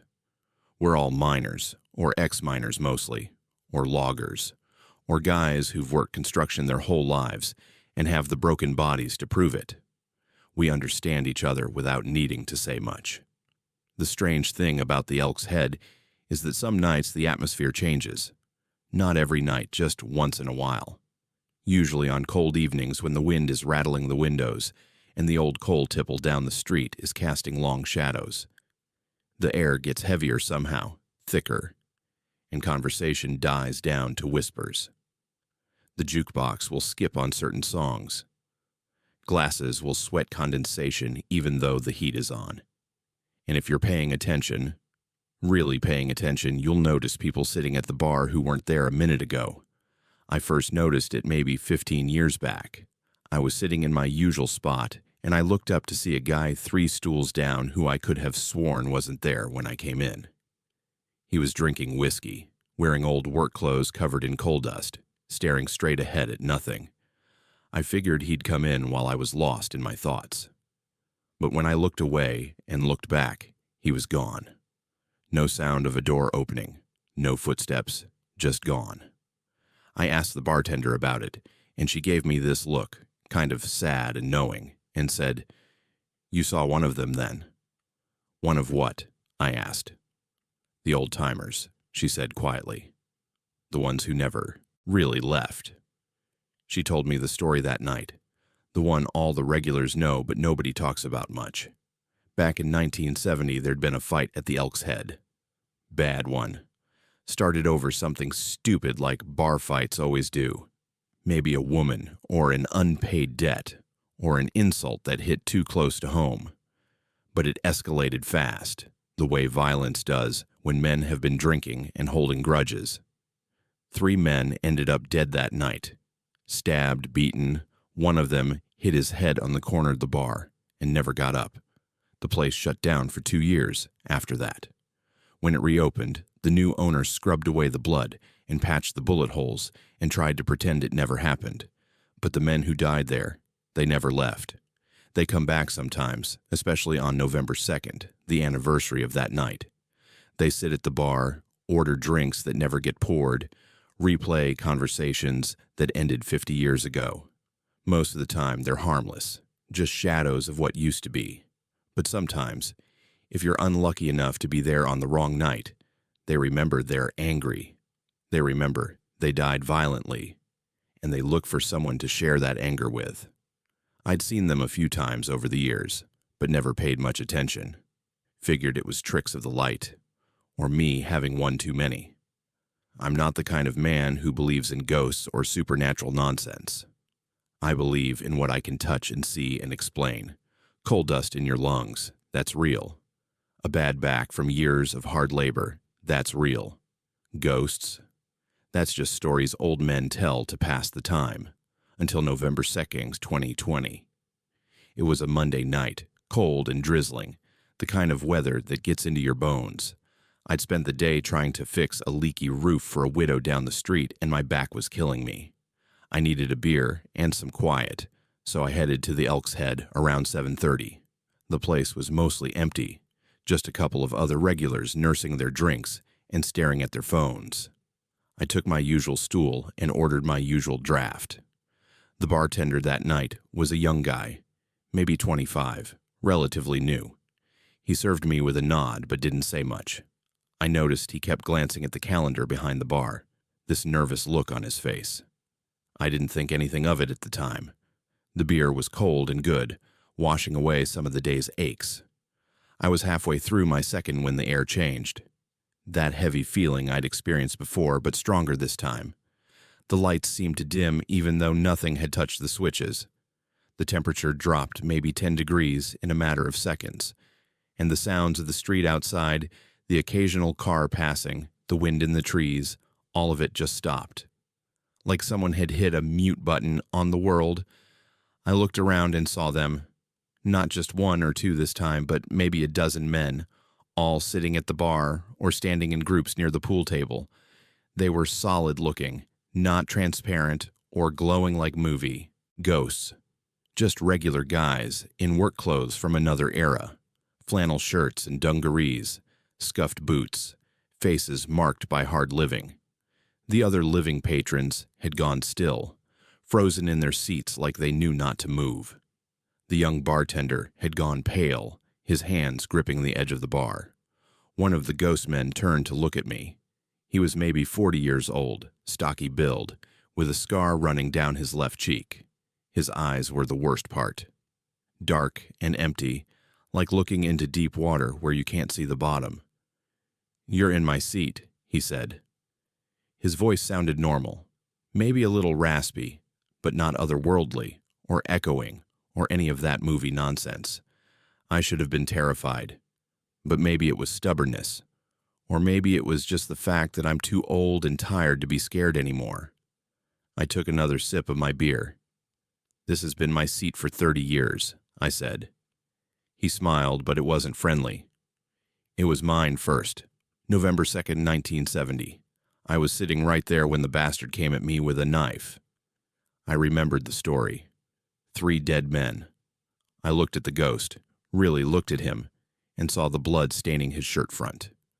Not fresh blood, but old, brown, dried into the fabric.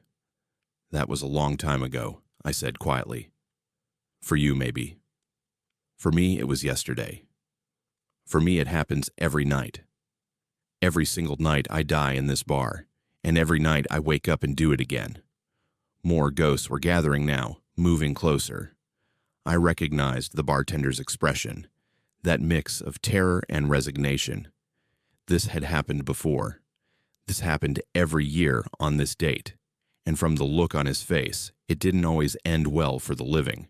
An older ghost, gray-haired and lean, spoke up. "We don't want trouble. We just want to finish our drinks. Want to have the conversation we didn't get to have. Want to take back the words that started the fight." "Then do it," I said. "Nobody's stopping you." The scarred ghost shook his head. "Doesn't work that way. We need witnesses. We need the living to see us, to acknowledge what happened. Otherwise, we're just shadows talking to ourselves for eternity." I glanced at the young bartender. He was shaking now, clearly wanting to run. One of the other living patrons, a guy I vaguely knew from the mine days, was already edging toward the door. "Stay," the gray-haired ghost said, not loud but firm. "If you leave, we have to follow, and it's worse when we follow." The patron froze. "What do you want from us?" "Just listen," the scarred ghost said. "Just sit there and listen while we replay it. Be our audience, that's all. We replay the night, and then we rest for another year. So we sat, and we listened, and we watched as the ghosts reenacted that November night in 1970. It started with laughter and drinking, old friends catching up after a long day's work. Then the tension began to build. A comment about someone's wife, a debt mentioned, old grudges surfacing after too many whiskeys, voices rising, chairs scraping back, and then violence, sudden and brutal. We watched a man get stabbed, watched another take a bottle to the head, watched the scarred ghost, younger then, swing at someone with a pool cue only to catch a knife in the gut. The blood looked real. The sounds of impact, the grunts of pain, the wet thud of bodies hitting the floor, all of it was visceral and horrible. And then it was over. The ghosts were lying on the floor, the life fading from their eyes just like it had 50 years ago. The other ghost patrons, the ones who'd witnessed it back then, stood around in shock and horror, just like we were doing now. Slowly, one by one, the ghosts faded. Not all at once, but like smoke dissipating in a breeze. The scarred ghost was the last to go. He looked at me from the floor, that dark, empty gaze, and whispered, "Thank you." Then he was gone, and the normal sounds of the world came rushing back. Traffic outside, the hum of the refrigerator behind the bar, someone's phone buzzing with a text message. The young bartender let out a breath that was half sob, half laugh. Jesus Christ, I thought this year would be different. How many times have you seen this? I asked. This was my third November here. First time I tried to run. They followed me home. Second time I closed the bar early, locked the doors. They got in anyway. This year I just let it happen. The other living patron, the mine guy, was already at the door. He paused, looked back at us. We're never talking about this. Not to anyone. Not ever. We nodded. What else could we do? Who would believe us anyway? I finished my beer. It tasted like ash, but I finished it anyway. Then I stood up, my back protesting, and put some bills on the bar. Same time next week? The bartender asked, his voice still shaky. Yeah, I said. Same time next week. Because that's the thing about places like the Elk's Head. They're more than just bars. They're part of the community, part of the fabric of the town. You don't stop going to a place just because it's haunted. You just learn to live with it, the way you learn to live with all the other ghosts in your life. The mistakes you made, the friends you lost, the person you used to be before the coal dust and the years wore you down. I've been back to the Elk's Head plenty of times since that night. The ghosts don't show up except on November 2nd, and even then, only if you're there at the right time. The bartender and I have never discussed what we saw. Neither has anyone else who was there. It's an unspoken agreement, a secret we share with the walls of that old building. But I think about them sometimes, those dead men trapped in their final violent moments. I think about how anger and pride and stubbornness can echo through decades, how the worst moments of our lives can define us more than all the good days combined. And I wonder if any of us really ever leave the places where we suffered, or if we're all just ghosts haunting the scenes of our private tragedies, replaying them over and over, hoping someone will witness and understand. The coal tipple is still there, rusting away at the edge of town. The Elk's Head is still serving beer to men with broken backs and fading memories. And every November 2nd, if you're brave enough or stupid enough to be there at the right time, you can watch 3 men die for a fight that stopped mattering half a century ago. I'll probably be there next year, not because I want to see it again, but because it's my bar, my town, my life. And if bearing witness to those ghosts one night a year is what it takes to give them some peace, then that's a small price to pay for 30 years of cold beer and quiet companionship. Just don't sit in the scarred man's seat. Trust me on that one. The camera never lies, but sometimes it shows you things that shouldn't exist. In April 2023, I captured something in my viewfinder that I still can't explain, and now I can't stop looking for it. My name is Bridget, and I'm 19 years old, a sophomore photography major at a state college about an hour from Pittsburgh. I grew up digital, shooting everything on my phone since middle school, but when I got to college, I fell in love with real cameras, the kind where you have to think about composition and light, and every single shot matters. My professor said I had potential, that I saw things other people missed. I thought that was a compliment. Now I'm not so sure. McConnells Mill became my obsession in early spring. It's a state park with this beautiful covered bridge and an old grist mill sitting beside Slippery Rock Creek, all surrounded by dense forest and massive boulders left behind by glaciers thousands of years ago. The place photographs like a dream, especially in that golden hour light when shadows get long and everything glows. I'd been going there twice a week since March, building a portfolio for my final project. Landscapes mostly. Some architectural shots of the mill and bridge, trying to capture that intersection of human history and natural beauty. April 1st was a Sunday, overcast with occasional rain showers that kept threatening but never quite committing. The kind of day that creates dramatic lighting for photography, clouds breaking to let shafts of sunlight through. I'd parked near the covered bridge and hiked down to the creek, with my Canon slung around my neck and my backpack full of lenses. The water was running high from spring melt, churning white over the rocks, loud enough to drown out most other sounds. I was framing a shot of the mill reflected in a still pool when I saw her in my viewfinder. Just for a second, a girl standing on the opposite bank, maybe my age, wearing what looked like a white dress or nightgown. Pale skin, dark hair hanging wet down her back. She was staring directly at my camera, directly at me with this intensity that made my finger freeze on the shutter button. I looked up from the viewfinder to see her with my naked eye, but the opposite bank was empty. Just rocks and rushing water and trees. I looked back through the camera and she was gone from there too. My heart was pounding, adrenaline making my hands shake. I told myself it was just a trick of the light, a shadow that my brain interpreted as a human figure, the kind of pareidolia that makes us see faces in clouds and wood grain. But I'd taken the shot. The camera had captured whatever I'd seen.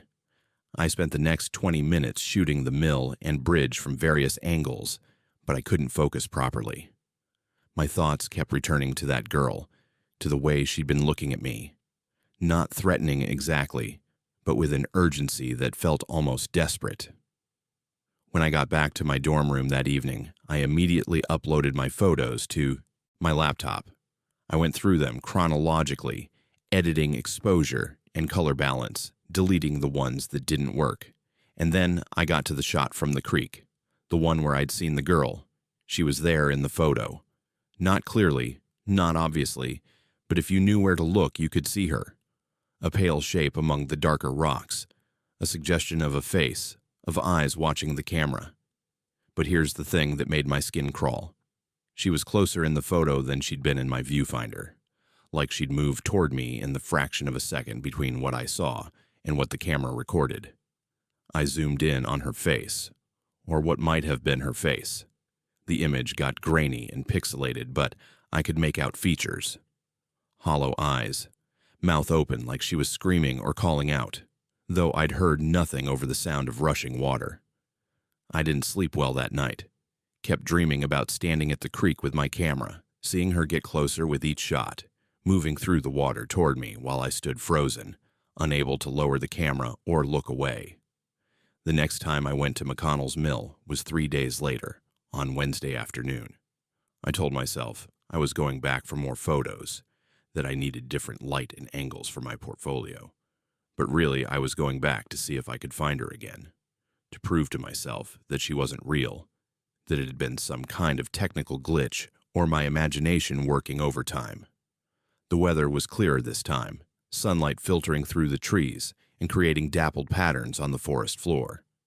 I hiked the same path down to the creek, my camera ready. I spent an hour shooting the same locations, checking my viewfinder constantly, looking for any sign of the girl. She appeared in my viewfinder near the covered bridge. Same white dress, same wet dark hair, But this time she was standing on the bridge itself, one hand on the wooden railing, staring down at the creek below. I could see her more clearly now, could see that she was definitely my age, maybe younger. And she was translucent, not quite solid, like she was made of mist. I snapped 3 shots in quick succession, then lowered my camera to look with my naked eye. The bridge was empty, just weathered wood and shadows, but through the camera, she was still there. And now she was looking directly at me again. Her mouth moved like she was speaking, but I couldn't hear anything over the water. I raised my camera and fired off 5 more shots, moving closer with each one. She stayed visible through the viewfinder, but when I checked the bridge directly, she was never there. It was like she existed only in the narrow frame of my camera, in that captured rectangle of reality. That's when I realized something that made my breath catch. With each photo, she was becoming clearer, more solid looking. The first shot from Wednesday showed her as barely more than a smudge. The last shot showed distinct features. The folds of her dress, individual, strands of wet hair. The photos told a story that terrified me. She was becoming more real with each image, like the camera was somehow pulling her through from wherever she existed into our world. Or like I was documenting her manifestation, watching her grow stronger through the act of observation and recording. I went back to the park 6 more times over the next 2 weeks. Each visit I took dozens of photos, and she appeared in about 1/3 of them. Always near water, the creek, the mill pond, the drainage areas where rain collected. Always wearing that white dress that clung to her like she'd just climbed out of deep water. Always staring at me with those hollow, desperate eyes. By my last visit, she was solid in the photos. Not translucent anymore, but fully formed. Realistic enough that someone looking at the pictures might think she was just another student out hiking. Except for her eyes. Those stayed wrong, too dark and too deep, like looking into wells. The worst part was that she started appearing even when I wasn't at McConnells Mill. I'd be shooting campus architecture or street photography in town, and she'd show up in my viewfinder. Always in the background, always watching. Sometimes reflected in windows. Sometimes standing in crowds where she couldn't possibly fit. And she was always closer than she'd been the time before. Last Tuesday, I was photographing the campus fountain for an assignment. I checked my viewfinder and saw her standing directly behind me, close enough that I should have felt her breath on my neck. I spun around, but there was no one there. Just students walking to class, completely normal. When I reviewed the photo later, she was there in the image, standing so close to me that our bodies were almost touching. Her hand was reaching toward my shoulder, and her mouth was open, and this time I could read her lips in the photo. She was saying, "Help me." I stopped carrying my camera after that. Turned in my final project early using old photos that didn't have her in them. My professor said I seemed distracted, asked if everything was okay. I lied and said I was fine. But I see her now even without the camera. Just glimpses at first, a pale figure in my peripheral vision, the suggestion of wet hair in a crowd. She's crossing over, I think. The photos were like a bridge, and I kept building it wider with each shot until she could walk across. Last night, I woke up to find wet footprints leading from my door to the foot of my bed. Small footprints, bare feet, water still pooling in the impressions. And this morning, there was a word written in the condensation on my bathroom mirror. Soon. I don't know what she wants from me. I don't know if she's trying to hurt me or if she needs something. But I know she's almost here, almost fully in our world. And I'm the one who brought her through, one photograph at a time. The camera never lies. That's what they teach you in photography school. But they don't tell you that sometimes the truth is something you shouldn't be seeing, that some images should stay hidden, that some things exist just outside the frame of normal reality, and you should never, ever try to focus on them. The children appeared on Monday, and by Friday, half the town claimed they'd never existed. I've been the head librarian in Renovo for 3 years, and I keep records of everything, which is why I know I'm not losing my mind. My name is Christina, and I'm 28 years old. I run the Renovo Public Library, a beautiful old Carnegie building on 5th Street, with tall windows and oak shelves that smell like old paper and furniture polish.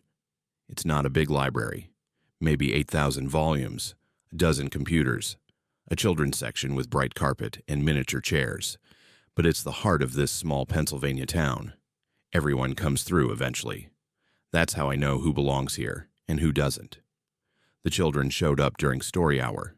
I was reading to the usual group of 6 or 7 kids, their parents browsing nearby or working on the computers, when 3 new children walked in. 2 boys and a girl, maybe 8 to 10 years old, dressed in slightly old-fashioned clothes. The boys in pressed slacks and button-down shirts. The girl in a blue dress with a white collar.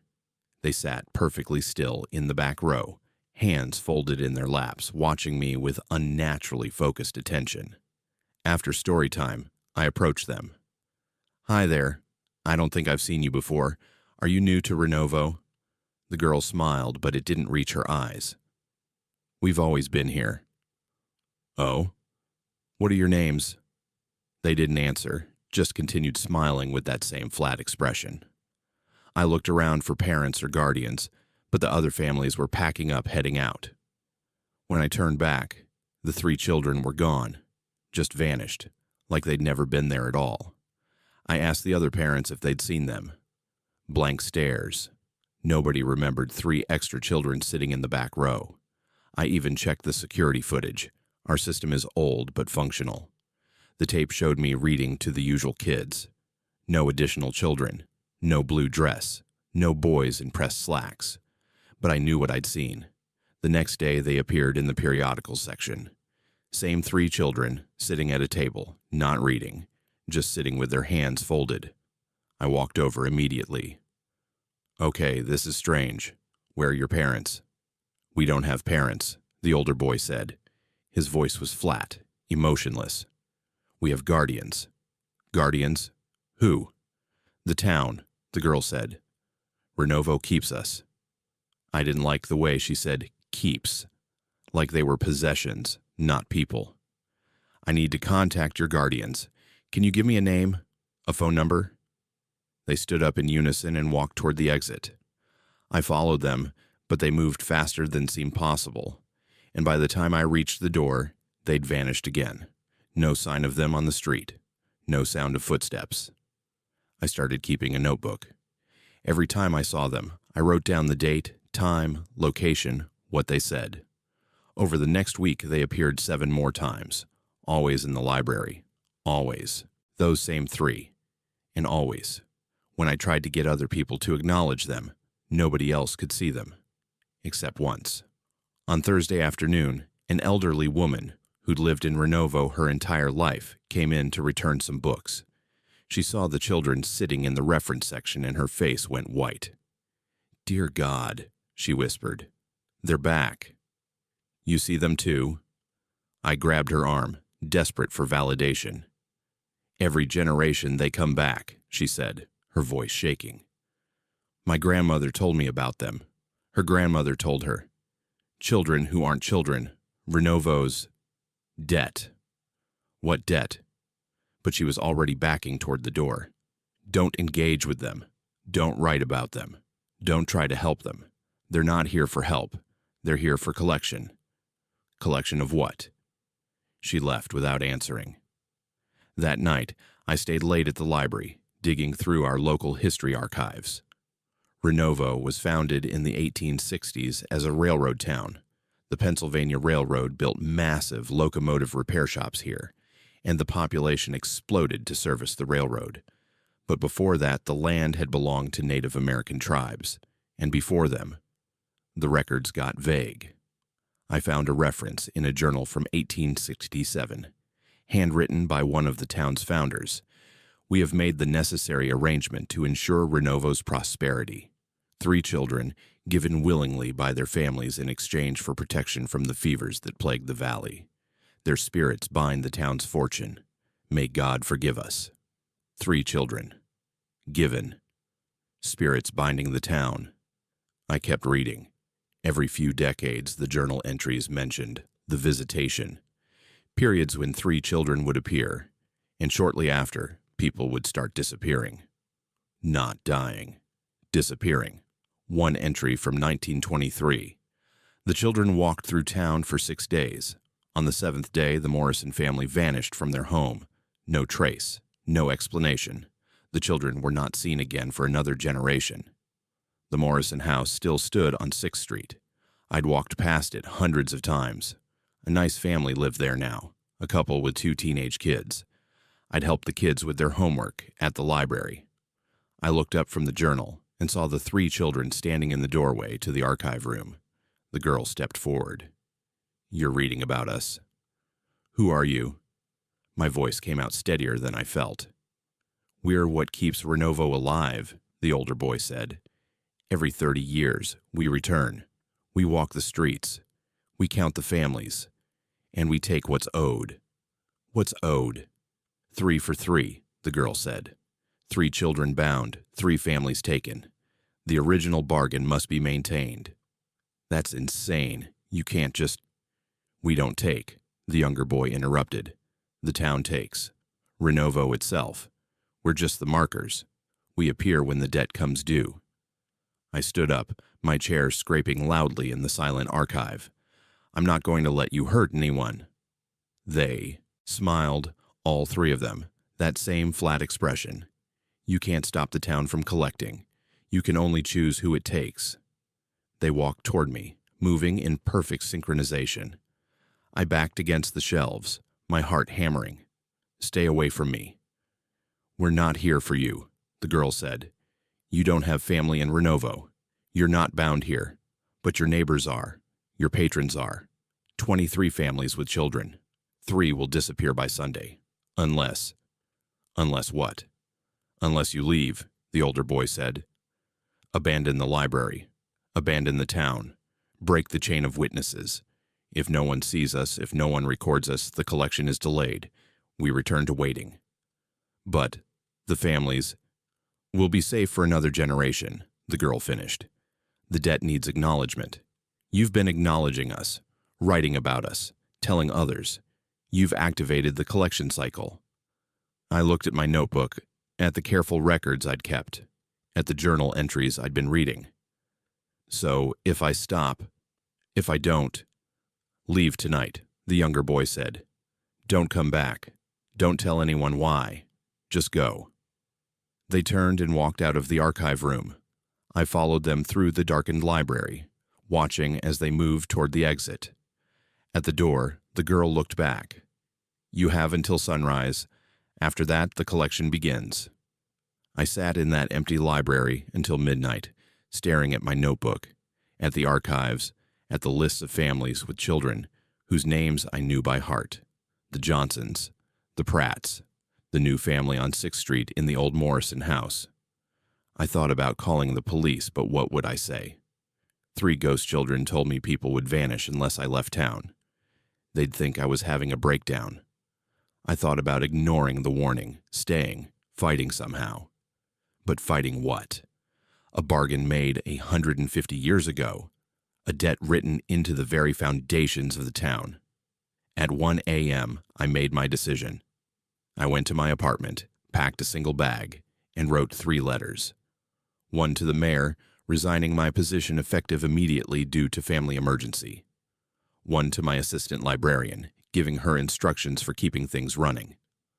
1 to the police chief, with copies of everything I'd found in the archives, marked, "Open only if families go missing." I left the letters on my kitchen counter, got in my car, and drove. South on Route 120, away from a Renovo, away from the library, away from the children who weren't children, and the debt that never ended. I didn't stop until I reached Harrisburg, 3 hours away. I checked into a motel and spent the next week searching news from Renovo. No missing families. No unexplained disappearances. No reports of 3 strange children walking the streets. The town was quiet. Normal. Like nothing had happened. My assistant called after a week, confused by my sudden departure, but managing fine. She'd found the archives open, my notebook on the table, and assumed I'd just been working late on a research project. She didn't mention the journal entries, didn't ask about children. It was like the evidence had simply erased itself. I never went back to Renovo. I got a new job at a library in Pittsburgh, started over in a city where the only debts are student loans and mortgages.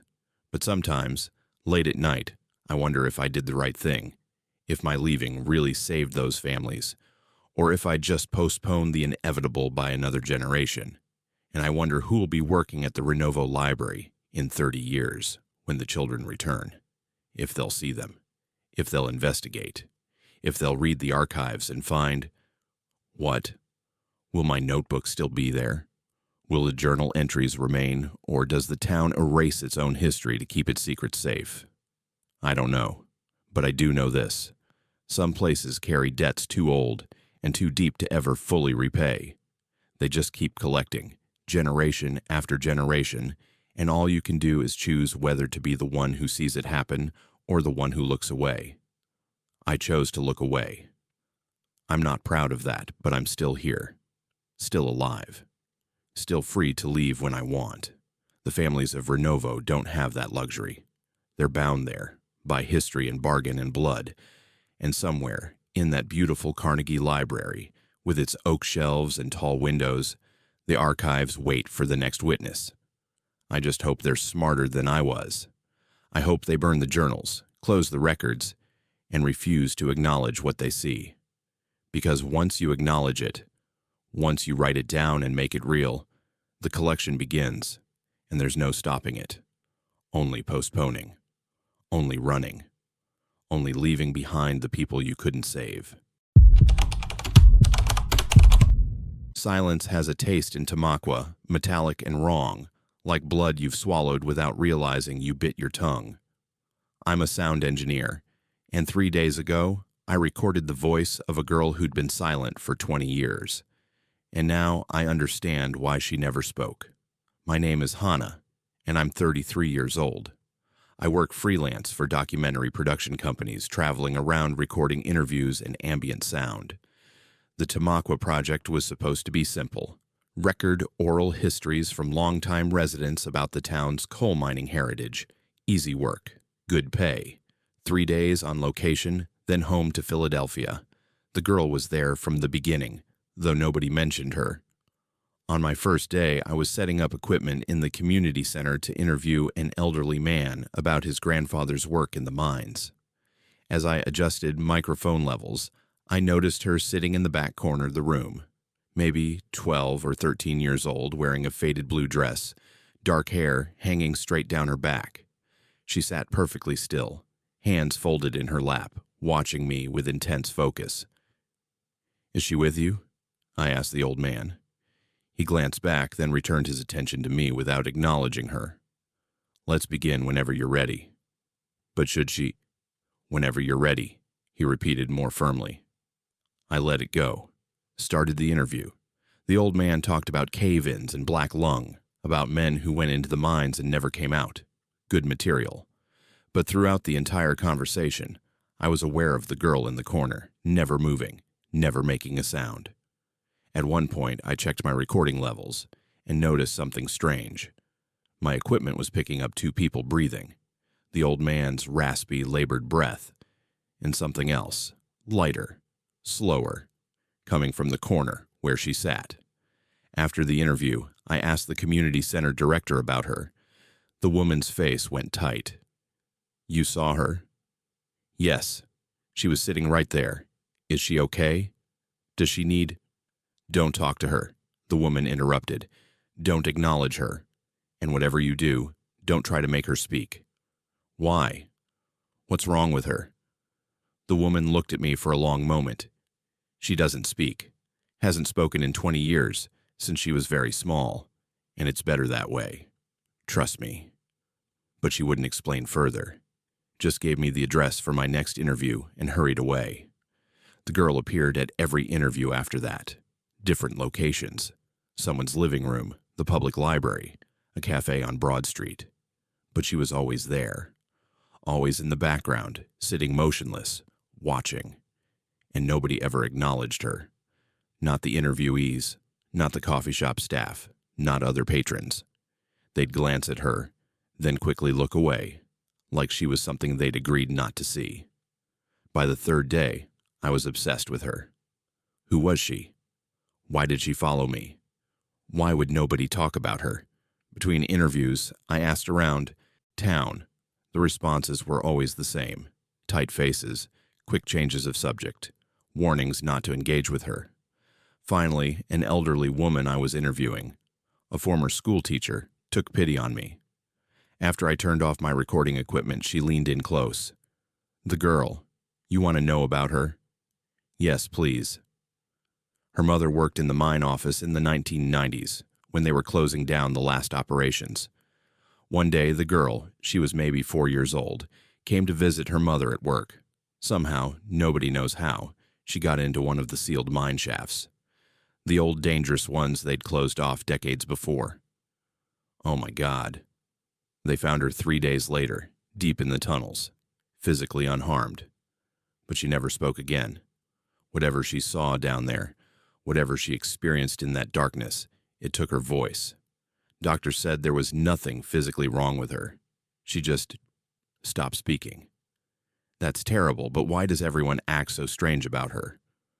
The old woman's hand shook as she poured tea. Because twice she's spoken.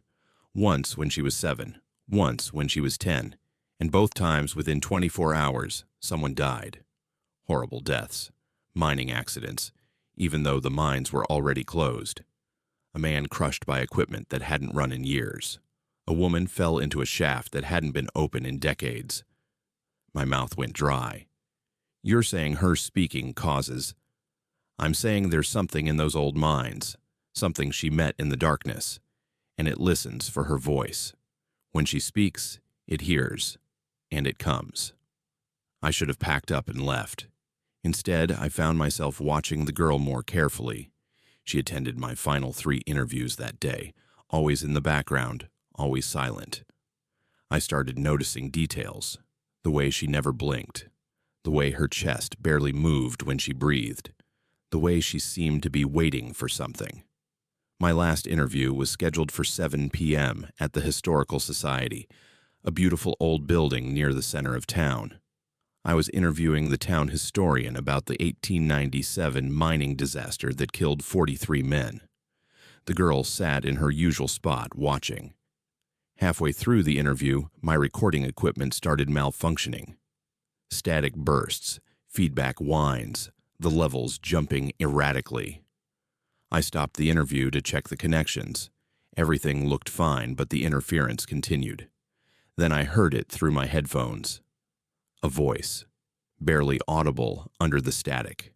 A young girl's voice, speaking in a whisper. It's listening. I yanked off the headphones and spun around. The girl was standing now, no longer in the corner, but right behind me. Her mouth hadn't moved, but I knew.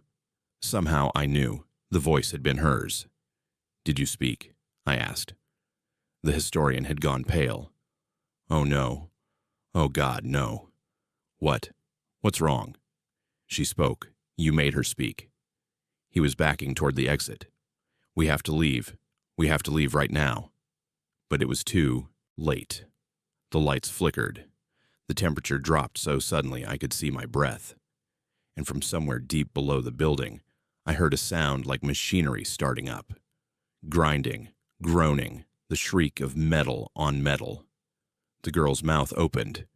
This time her lips moved, and sound came out, not a whisper, but a scream. A horrible, piercing scream that seemed to come from somewhere far deeper than her small body should allow. "It knows where I am." The floor buckled. Cracks spider-webbed across the walls. That grinding sound grew louder, closer, accompanied now by a rhythmic pounding like massive footsteps climbing up from underground. The historian ran. I grabbed my equipment and followed, but the girl was faster. She rushed past us, still screaming, heading not toward the exit, but toward the basement stairs. "Don't follow her," the historian yelled, but I did. I don't know why. Maybe the journalist in me needed to see. Maybe I was in shock. Maybe something was pulling me down those stairs. I followed her into the basement, my flashlight beam bouncing wildly. The basement was old, with a dirt floor and stone walls, and in the far corner, a boarded-up opening. An old mine entrance, sealed decades ago. The boards were shaking, bowing outward, dust and small rocks falling as something pushed from the other side. The girl stood in front of the opening, no longer screaming, just standing there, waiting. "I'm sorry," she said, her voice perfectly clear now, perfectly calm. I tried not to speak. I tried for so long, but you kept recording. Your equipment kept picking up my voice even when I wasn't making sound, and now it knows. It always knows when I speak. The boards exploded outward. What came through? I can't describe it properly. It was darkness given shape, if darkness could have too many limbs and too many angles, and a hunger that felt older than the earth itself. It moved toward the girl with terrible purpose. She looked at me one last time. Run. I ran. Up the stairs, through the Historical Society, out into the street where other townspeople were gathering, drawn by the sounds. Behind me, the building shuddered. The ground beneath it cracked and sank, the entire structure tilting, collapsing inward, as if the earth below had opened up to swallow it. By the time the emergency crews arrived, there was just a crater where the Historical Society had stood. No sign of the girl. No sign of what I'd seen in the basement. But my recording equipment survived, and when I got home and listened to the files, I heard it all. Her warning, her scream, and underneath everything, a sound like breathing. Not human breathing. Something vast and patient, waiting in the dark below Tamaqua, listening for the voice of a girl who'd seen it once and barely escaped. I sent the audio files to the documentary producer with a note. Project canceled. Do not return to Tamaqua. Sometimes, late at night, I hear her voice through my headphones, even when nothing's playing. It's listening, she whispers. And I wonder if, by recording her, by amplifying her voice, I've made it easier for that thing to find her. Easier for it to climb up from the deep places where it waits. I hope she's still running. I hope it never catches her. But I know that's not how these stories end. I dream of wolves every night, though no one in Mount Carmel has seen a real one in over a century. Last winter, I woke to find a single set of paw prints leading from my front door to the edge of the woods, each one pressed deep into new snow that no one else's feet had touched. My name is Leilani, and I've lived in Mount Carmel for all of my 35 years. I teach local history at the high school, and part of my job involves preserving the town's folklore, the old mining songs, the superstitions from Polish and German immigrant families, the warnings passed down through generations. Most of it is charming nostalgia now, stories we tell tourists at the Historical Society. But last winter taught me that some legends survive because they're instructions, not entertainment. The White Wolf was always my favorite story to teach. According to the oldest records I'd found in the town archives, miners in the 1860s spoke of a massive white wolf that would appear during the harshest winters, circling the camps at night. The creature was said to be neither fully animal nor fully spirit, something in between, something old that had lived in these mountains long before Europeans arrived. The rule was simple. Don't whistle after midnight. Don't leave offerings of meat outside your door. And if you see the wolf, acknowledge it with silence and stillness. Those who followed the rules were left alone. Those who didn't. Well, the archives contained several unexplained disappearances during winter months, always preceded by reports of howling in the hills. I'd presented this legend dozens of times to my students, treating it like any other folk tale. Interesting, culturally significant, but not real. That changed the week after Christmas. Mount Carmel was gripped in the worst cold snap in 40 years. The temperature didn't rise above 10 degrees for 9 straight days, and at night it plunged to 20 below. The kind of cold that makes your lungs ache, that freezes pipes and kills car batteries. The town felt smaller in that cold, like everyone was huddling together for survival. That's when the howling started. At first, people thought it was wind screaming through the abandoned coal breakers on the ridge, but wind doesn't sound like that. Like a voice, low and deliberate, forming syllables in a language no one could understand. It would start around 11 p.m. and continue for hours, rolling down from the hills and echoing off the empty buildings downtown. My students were the first to tell me about the sightings. Kids walking home from basketball practice, seeing something large and pale moving parallel to them in the tree line. A boy swore he'd watched it cross the parking lot behind the grocery store, its shoulders higher than a grown man's, its eyes catching the security lights and reflecting pure white. I started documenting everything, partly out of professional habit, and partly because I needed to understand what was happening. I pulled out my old research files on the White Wolf legend, cross-referenced them with historical weather records, and found a pattern I'd missed before. Every instance of the legend appearing in the archives corresponded with winters when temperatures stayed below freezing for extended periods: 1867, 1892, 1923, 1962, and now, apparently, this winter. The disappearances began in early January.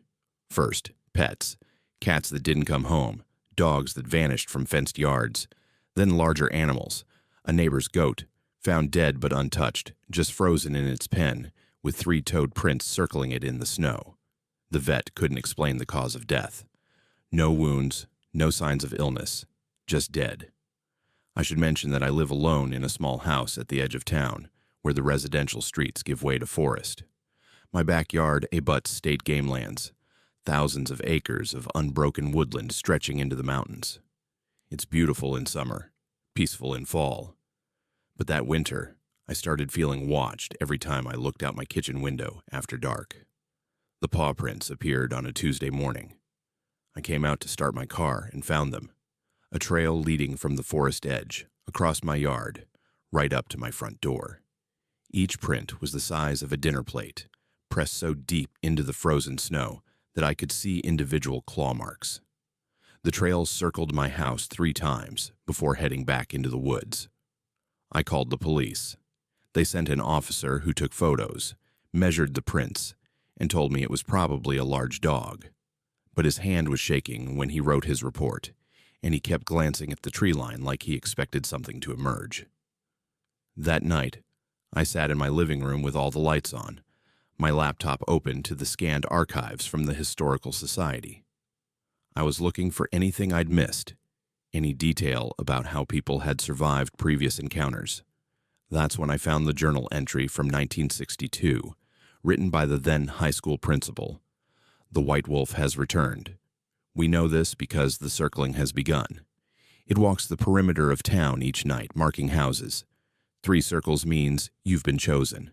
3 circles means it will return for you when the moon goes dark. The old families know what to do. Place salt across every threshold.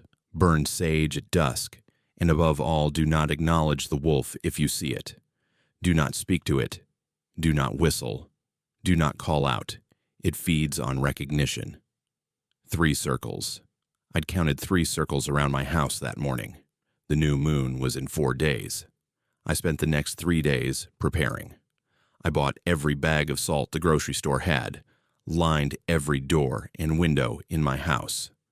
I bought sage from a shop 2 towns over, burned it until my house smelled like a ceremony. And most importantly, I studied the archive entries until I understood the pattern. The wolf was testing. It circled, it watched, it waited. But it only came inside, only took someone, if they broke the rules, if they whistled, if they spoke to it, if they acknowledged it as real.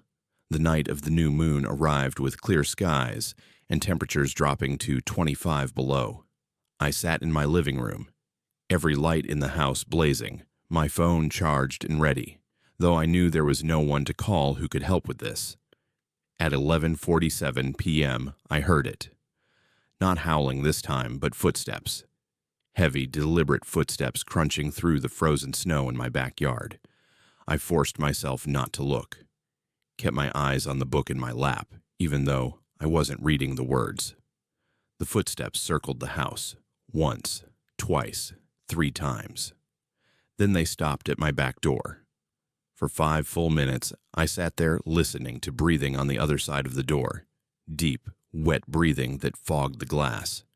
I could see its shadow through the curtains, massive, hulking, wrong-shaped. My hands were shaking so badly I had to put down the book. Then it spoke. Not in English, not in any human language, but I understood it anyway. The meaning bypassed my ears and went straight into my mind. Acknowledge me. I bit my lip until I tasted blood, stayed silent, stayed still. You know what I am. You teach my story. Acknowledge me and I will answer your questions. I will tell you the truth of this place, the bargains your ancestors made, the price this town has paid for 150 years. Every instinct I had as a historian, as a teacher, as someone who devoted her life to uncovering truth, screamed at me to respond, to ask, to learn. I stayed silent. The breathing grew louder, more agitated. The shadow shifted, grew larger, pressed against the door until I heard the wood creak. Acknowledge me. The voice was angry now, desperate. I am real. I am here. Say it. My teeth were clenched so tight my jaw ached. Tears were running down my face from the effort of staying silent, of not giving it what it wanted. And then, after what felt like hours, but was probably only minutes, the shadow pulled back. The breathing stopped. The footsteps resumed, moving away from the house, back toward the forest. I sat there until dawn, not moving, barely breathing, the salt lines intact at every threshold. In the morning, the paw prints were there again, but this time they didn't circle. They led from the forest to my back door, then away again in a straight line, heading into the mountains, and pressed into the snow by my door, like a signature or a seal, was a single perfect print, so deep it had broken through the snow to the frozen earth beneath. I took a photo of it before the sun melted it away. I have that photo still stored in 3 different places, backed up and time-stamped, proof that I'm not imagining this, that it was real. The cold snap broke the next day. Temperatures rose into the 30s, then the 40s. Snow melted. Animals reappeared in the forest. Life in Mount Carmel returned to normal. If normal is what you can call a town with a secret like ours, I still teach the White Wolf legend to my students, but now I teach it differently. Not as folklore, not as charming local color, but as instructions, as rules that must be followed when the temperature drops and the howling begins in the hills. And every winter, when the first real cold arrives, I check my supplies of salt and sage. I watch the temperature forecasts, and I listen, always listen, for the sound of something large moving through the forest behind my house. Some of my colleagues have asked why I don't leave, why I don't take a teaching position somewhere warmer, somewhere without winters like these. But the truth is, I can't. This is my town, my history, my responsibility. Someone has to remember the rules. Someone has to teach them. Someone has to make sure the next generation knows how to survive when the White Wolf returns. Because it will return. The pattern is clear in the archives. Every 30 to 40 years, during a cold snap that won't break, the wolf comes back down from the mountains. And each time, a few people don't survive because they forgot, or they didn't believe, or they thought the rules didn't apply to them. I won't be one of those people. And if I can help it, neither will my students. Last week, a boy raised his hand in my history class and asked if the White Wolf story was true.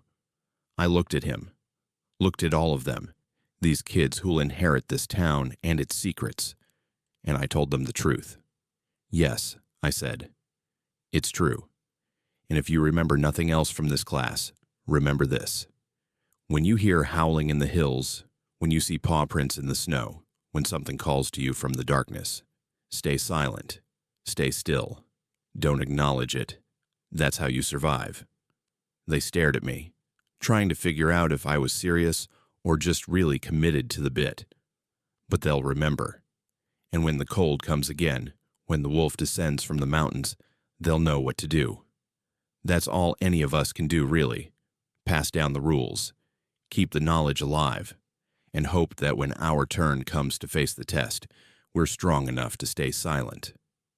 The temperature is dropping again tonight.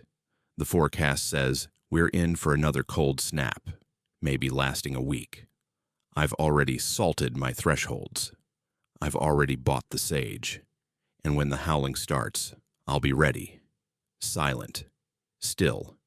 Respectful of rules older than this town, older than the mines, older than any of us. Some things in these mountains demand acknowledgement. But the white wolf isn't one of them. It feeds on recognition, grows stronger when we name it, when we speak to it, when we confirm that yes, we see you, we know you're real. Silence is the only weapon we have against it. And I intend to keep mine. If stories like this make your skin crawl and your heart race, you need to subscribe to Haunted Fears on YouTube. Every week, we bring you real tales of terror from forgotten towns, ancient legends that refuse to die, and encounters with things that should have stayed in the dark. These aren't just stories, they're warnings, they're instructions.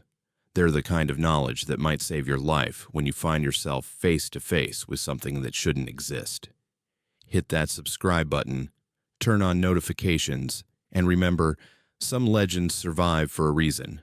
Haunted Fears, where every shadow has a story, and every story has teeth.